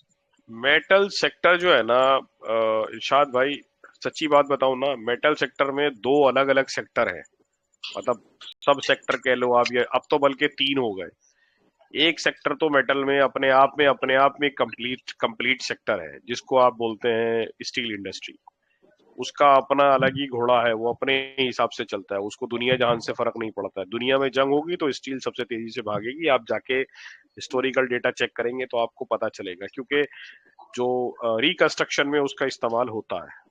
तो समहाउ जैसे जंग होगी वो स्टील अपने आप भागेगा। तो स्टील, आयरन ओर वाली सारी कंपनी, उनका अपना एक अलग फंडा है। दूसरा सेक्टर जो है मेटल के अंदर ही सब सेक्टर आप बोलो, वो है प्रेशियस मेटल का, जिसमें गोल्ड, सिल्वर ये आते हैं। ठीक है, अब एक नया, ये दो मेन सेक्टर थे। गोल्ड का अपना अलग एक साइकिल है जो चलता है, वो मुझे बताने की जरूरत नहीं है कि अगर क्या कहना चाहिए, मार्केट क्रैश होती है तो गोल्ड भागता है, क्योंकि गोल्ड में इन्वेस्ट लगता है। और हमारे यहाँ पे टिपिकल इंडिया में एक अलग कल्चर है कि भाई जो दिवाली के आसपास सेल होती है या जो शादी का सीजन होता है उस टाइम पे, तो गोल्ड वाली कंपनी या गोल्ड अपने आप में उसका जो है प्राइस बढ़ता है। ठीक है, gold is one of the safest investment अगर कोई कर सकता है तो। स्लो है लेकिन बहुत, अगर आपको रिस्क नहीं लेना है, सुकून से खरीदते रहिए। गोल्ड 1 लाख भी जाएगा, 2 लाख भी जाएगा, 4 लाख भी जाएगा, 5 लाख भी जाएगा, आज नहीं तो 10 साल बाद जाएगा ही जाएगा। तीसरा जो नया सब सेक्टर मेटल के अंदर इमर्ज हुआ है वो है हमारा क्या कहना चाहिए, ये जो मेटल आई हैं अपनी, लिथियम और मैग्नीशियम, जिंक, ये because of new sector which are emerging. Like semiconductor में बहुत सारी मेटल्स यूज होती हैं, लाइक मोबाइल के अंदर बहुत सारी यूज होती हैं, ईवी के अंदर बहुत सारी यूज होती हैं। अभी अगर आप किसी से पूछोगे, इन वाले, ये जो थर्ड वाला जो सेगमेंट है जिसकी मैं बात कर रहा हूँ, ये साइक्लिकल नहीं है, ये एवरग्रीन बिजनेस है। ये ईवी वाले में जो लगना है लिथियम, वो लगना ही लगना है, वो साइक्लिकल नहीं है, वो चलता रहेगा। तो that is not. Now if you ask me, cyclical word जो स्पेसिफिकली यूज होता है वो स्टील एंड रिलेटेड सेक्टर के लिए यूज होता है। उसको, उसका साइकिल क्या रहता है, मैं सच्ची बात बताऊं, मुझे मेटल से समहाउ, स्टील वाले मेटल से समहाउ मैं उसे अच्छे से ट्रैक नहीं कर पाता हूँ, मेरी उसकी समझ में उसकी लॉजिक नहीं आती है। तो मैं आपको ये नहीं बता सकता हूँ कि उसके साइक्लिकल का टाइम क्या होता है। मतलब I am trying to be as honest as possible. तो मैं आपको बता दूं कि नहीं वो जनवरी में भागता है, नहीं वो दिसंबर में भागता है, नहीं वो अक्टूबर में भागता है, it would be a wrong information, because I don't track that cycle, sorry that sector very closely. So my answer is apologies, I really do not know about steel sector. मैंने 2-4 बार इन्वेस्ट किया अलग अलग steel में, trading के लिए invest किया। मैंने कभी भी स्टील सेक्टर में खास तौर से किसी बड़ी कंपनी में बहुत लंबे टाइम तक मैंने इन्वेस्ट नहीं किया, तो मैंने उस सेक्टर को डिटेल में नहीं पढ़ा है। I am really sorry for that. वालेकुम अस्सलाम जी भाई। अभी जो स्टील जो सेक्टर की बात हो रही थी, तो इसमें अगर जो बजट में बात होती है कि इंफ्रास्ट्रक्चर में इतना पैसा जाएगा, अगर वहां पे वॉल्यूम बढ़ता है तो उसमें तेजी आ सकती है। आनी चाहिए, आनी चाहिए। इंफ्रास्ट्रक्चर जाएगा तो अल्टीमेटली आता है, बट समहाउ असल में ना, मैं आपको सच्ची बात बताता हूँ, देखो इन स्टील या आयरन सेक्टर को बहुत ज्यादा स्टडी ना करने की बहुत सारी वजूहात हैं, क्योंकि उसका जो रॉ मटेरियल है ना, या उसके जो एक्सटर्नल फैक्टर है ना, वो इतने ज्यादा है ना कि आई पर्सनली गॉट कंफ्यूज्ड। वो इलेक्ट्रिसिटी पे डिपेंड करता है, वो आयरन ओर पे डिपेंड करता है। आयरन ओर की अपनी अलग कंपनी है, मतलब जो कोर मैन्युफैक्चरिंग करती है वो अलग कंपनी है, जो डिगिंग करती है वो अलग कंपनी है। तो आप, मतलब मैं किसी और की बात नहीं कर रहा हूँ, मुझे ऐसा लगता है कि जिस सेक्टर को मैं नहीं समझ सकता हूँ बहुत अच्छे से, उसमें मैं इन्वेस्ट नहीं करता हूँ। मुझे जब समझ में नहीं आ रहा है कि चीजें कैसे चल रही है, तो इसलिए आपकी बात सही है कि अगर इंफ्रा में बजट ज्यादा एलोकेट हुआ है तो आयरन को भी भागना चाहिए, स्टील को भी भागना चाहिए। हाँ, जस्टिफाइड बात है। लेकिन मान लो अगर इलेक्ट्रिसिटी के प्राइस बढ़ गए तो क्या भागेगा वो, उसका ओपीएम तो वहीं खत्म हो गया, ईपीएस तो कम हो जाएगा ना अल्टीमेटली। भले से उसकी सेल बढ़ रही है, लेकिन क्योंकि इलेक्ट्रिसिटी के प्राइस बढ़ा दी। अब गैस पे भी डिपेंड करता है कि क्योंकि गवर्नमेंट बहुत जगह गैस की सप्लाई देती है सब्सिडी रेट पे, गवर्नमेंट ने सब्सिडी खत्म कर दी। मतलब इतने ज्यादा फैक्टर है ना कि वो मुझे पर्सनली, मतलब ये तो मुझे ऐसा लगता है वो मेरे लिए एक ऐसा डोमेन है जहां मैं जाना नहीं चाहता, या शायद मुझे ऐसा लगता है कि मैं दूसरी जगह कम टाइम में ज्यादा अच्छे से समझ सकता हूँ। हेलो जी भाई शिराज भाई। मेरा एक सवाल था ऑयल सेक्टर के रिलेटेड, थोड़ा सा कंफ्यूजन था। जैसे कि अभी बैरल का रेट बढ़ रहा है ग्लोबल में वॉर के कारण, तो उससे अपने इंडियन के जो स्टॉक है वो अभी गिर रहे हैं। अगर बैरल का रेट बढ़ता ही रहता तो हमारे ये स्टॉक गिरे बाद में तो प्राइस बढ़ेगा पेट्रोल वगैरह का, तो ये बढ़ेंगे या गिरेंगे ही? और आपने कब ज्वाइन किया सेशन शिराज भाई? मैंने तो 10:30 बजे किया हूँ। शुरू में मैंने एक एग्जांपल दिया था, मैंने इसलिए पूछा कि आपने वो एग्जांपल सुना कि नहीं सुना। मैंने एक मैं थोड़ा एग्जांपल दिया, 10-15 मिनट डिले था। मैंने शू वाला एक एग्जांपल दिया था कि रॉ मटेरियल की कॉस्ट अगर बढ़ती है तो वो इम्पैक्ट अल्टीमेटली नीचे तक जाता है जो उसको रॉ मटेरियल को यूज कर रहे हैं, और उसको थोड़ा सा सेटल होने में टाइम लगता है। जैसे अगर क्रूड का प्राइस बढ़ेगा तो ऑयल मार्केटिंग कंपनी पे जो असर पड़ेगा मैं उसकी बात नहीं कर रहा हूँ, मैं बात करूंगा पेंट कंपनी की। तो सबसे पहले जो मार्जिन इम्पैक्ट होंगे ना वो पेंट कंपनी के होंगे। पेंट कंपनी जो है वो मतलब उनकी जो मार्जिन है वो कम होने लगेंगे। They will take some time, पुराना माल निकालेंगे, नया माल महंगा बनेगा, थोड़ा सा वो खुद एब्जॉर्ब करेंगे जो लॉस होगा, थोड़ा सा वो मतलब प्रॉफिट के अंदर जो कट लगेगा उसको थोड़ा सा वो जो कट है वो नीचे पास करेंगे। धीरे धीरे 3-4-6 महीने में फिर वो सेटल होगा। समझ में आ गया, समझ में आ गया। अब लेस वाले एग्जांपल से मुझे समझ में आ गया 10% एक्स्ट्रा। जी किसी का कोई और सवाल? अस्सलाम वालेकुम। जी वालेकुम अस्सलाम भाई। फैसल भाई मैंने एक चीज नोटिस की, जब आप वो परसेंटेज दिखा रहे थे उसके अंदर, तो मैंने उसमें मार्केट कैप जो उसमें मतलब ट्राइडेंट वगैरह थी उसके मार्केट कैप में देख रहा था, तो उसका मार्केट कैप 352 करोड़, किसी का 4000 करोड़, तो ये शायद मुझे माइक्रो कैप लगते हैं। मैंने बोला है बीच में अभी थोड़ी देर पहले किसी ने जब इंडस्ट्री पी का सवाल पूछा था, मैं माइक्रो कैप इन्वेस्टर हूँ भाई। और मैं इन्वेस्टमेंट के पर्पज से मैं मतलब शायद ही मैंने आज तक किसी लार्ज कैप में इन्वेस्ट किया होगा। मैं मेजरली माइक्रो कैप में इन्वेस्ट करता हूँ। आपका सवाल क्या है? नहीं, मैंने सिर्फ मार्केट कैप ही देखा था, उसी पे नोटिस किया, बस ये पूछ रहा था मैं आपसे। ठीक है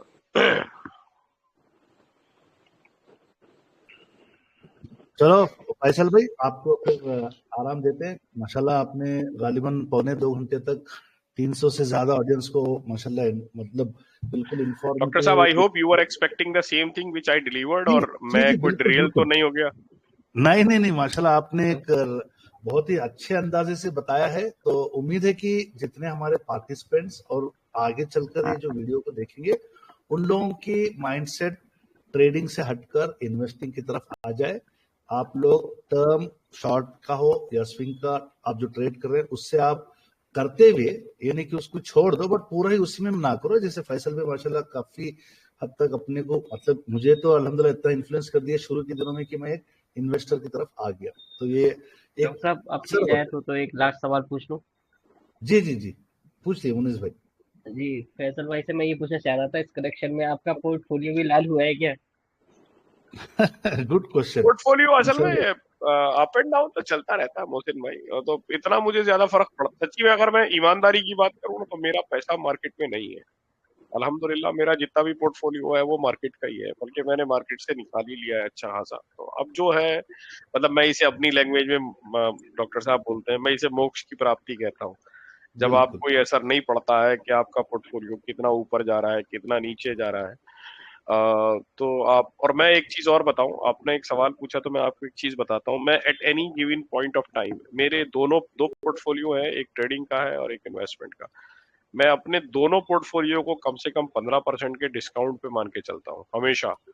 मतलब मेरा मेंटल एक सेटअप है कि मान लो अगर मेरा पोर्टफोलियो 1 लाख का है तो मैं उसको 85,000 का मान के चलता हूँ। तो अगर मार्केट करेक्ट होती है और मेरा पोर्टफोलियो 1 लाख से गिर के 85,000 पे आ जाता है तो मुझे थोड़ा सोचना पड़ता है कि भाई ऐसा क्यों हो रहा है। अगर वो 85 के नीचे जाके मान लो 70 जाएगा, 60 जाएगा, तब मैं सोचूंगा कि क्या मेरा स्टॉक सिलेक्शन में कोई गड़बड़ है, क्या मुझे कुछ रीशफल करना चाहिए या नहीं करना चाहिए।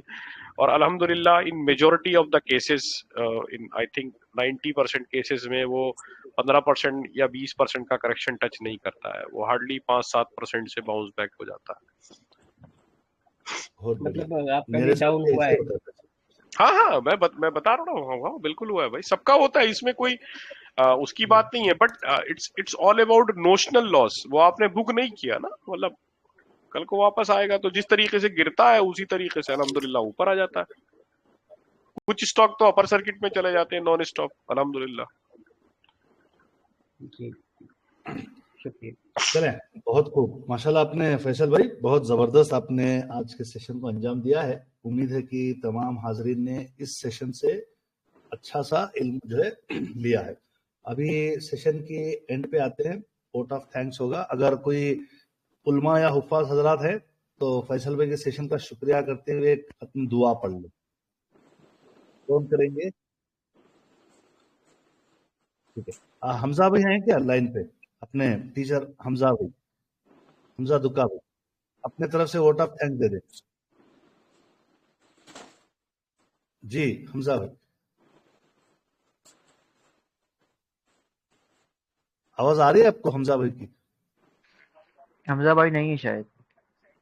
ओके, चलो आप ही बोल दो। सलमान, सेशन कैसा रहा? जी शुक्रिया बोलो सेशन के बारे में, हाँ, और उसका फैसल दुआ पढ़ भाई दो आप। आपका बहुत बहुत शुक्रिया। आपसे जो हमें तालीम मिली माशाल्लाह, आपने बहुत अच्छी तरीके से हम लोगों को जो है यहाँ आज गाइड किया। और मैंने आपका चैनल भी देखा था माशाल्लाह, उसमें काफ़ी अच्छी आपने वीडियो डाली हैं, और जो फंडामेंटल की जो वीडियो हैं वो भी मैंने देखी है माशाल्लाह। काफ़ी अच्छी तरीके से आपने समझाया है, तो आपका बहुत बहुत शुक्रिया। आप हमारे टीचर हैं और हम आपका पूरी तरीके से रेस्पेक्ट करते हैं। अल्लाह ताला आपके इल्म में और इजाफा फरमाए। दुआ पढ़ लेता हूँ मैं। सुबहान अल्लाहि व बिहम्दिही, सुबहानक अल्लाहुम्मा व बिहम्दिका, व नशहदु अन ला इलाहा इल्ला अंता, व अस्तगफिरुका व अतूबु इलैक। सुबहान रब्बिका रब्बिल इज्जति अम्मा यसिफून, व सलामुन अलल मुरसलीन, वल्हम्दुलिल्लाहि रब्बिल आलमीन। आमीन।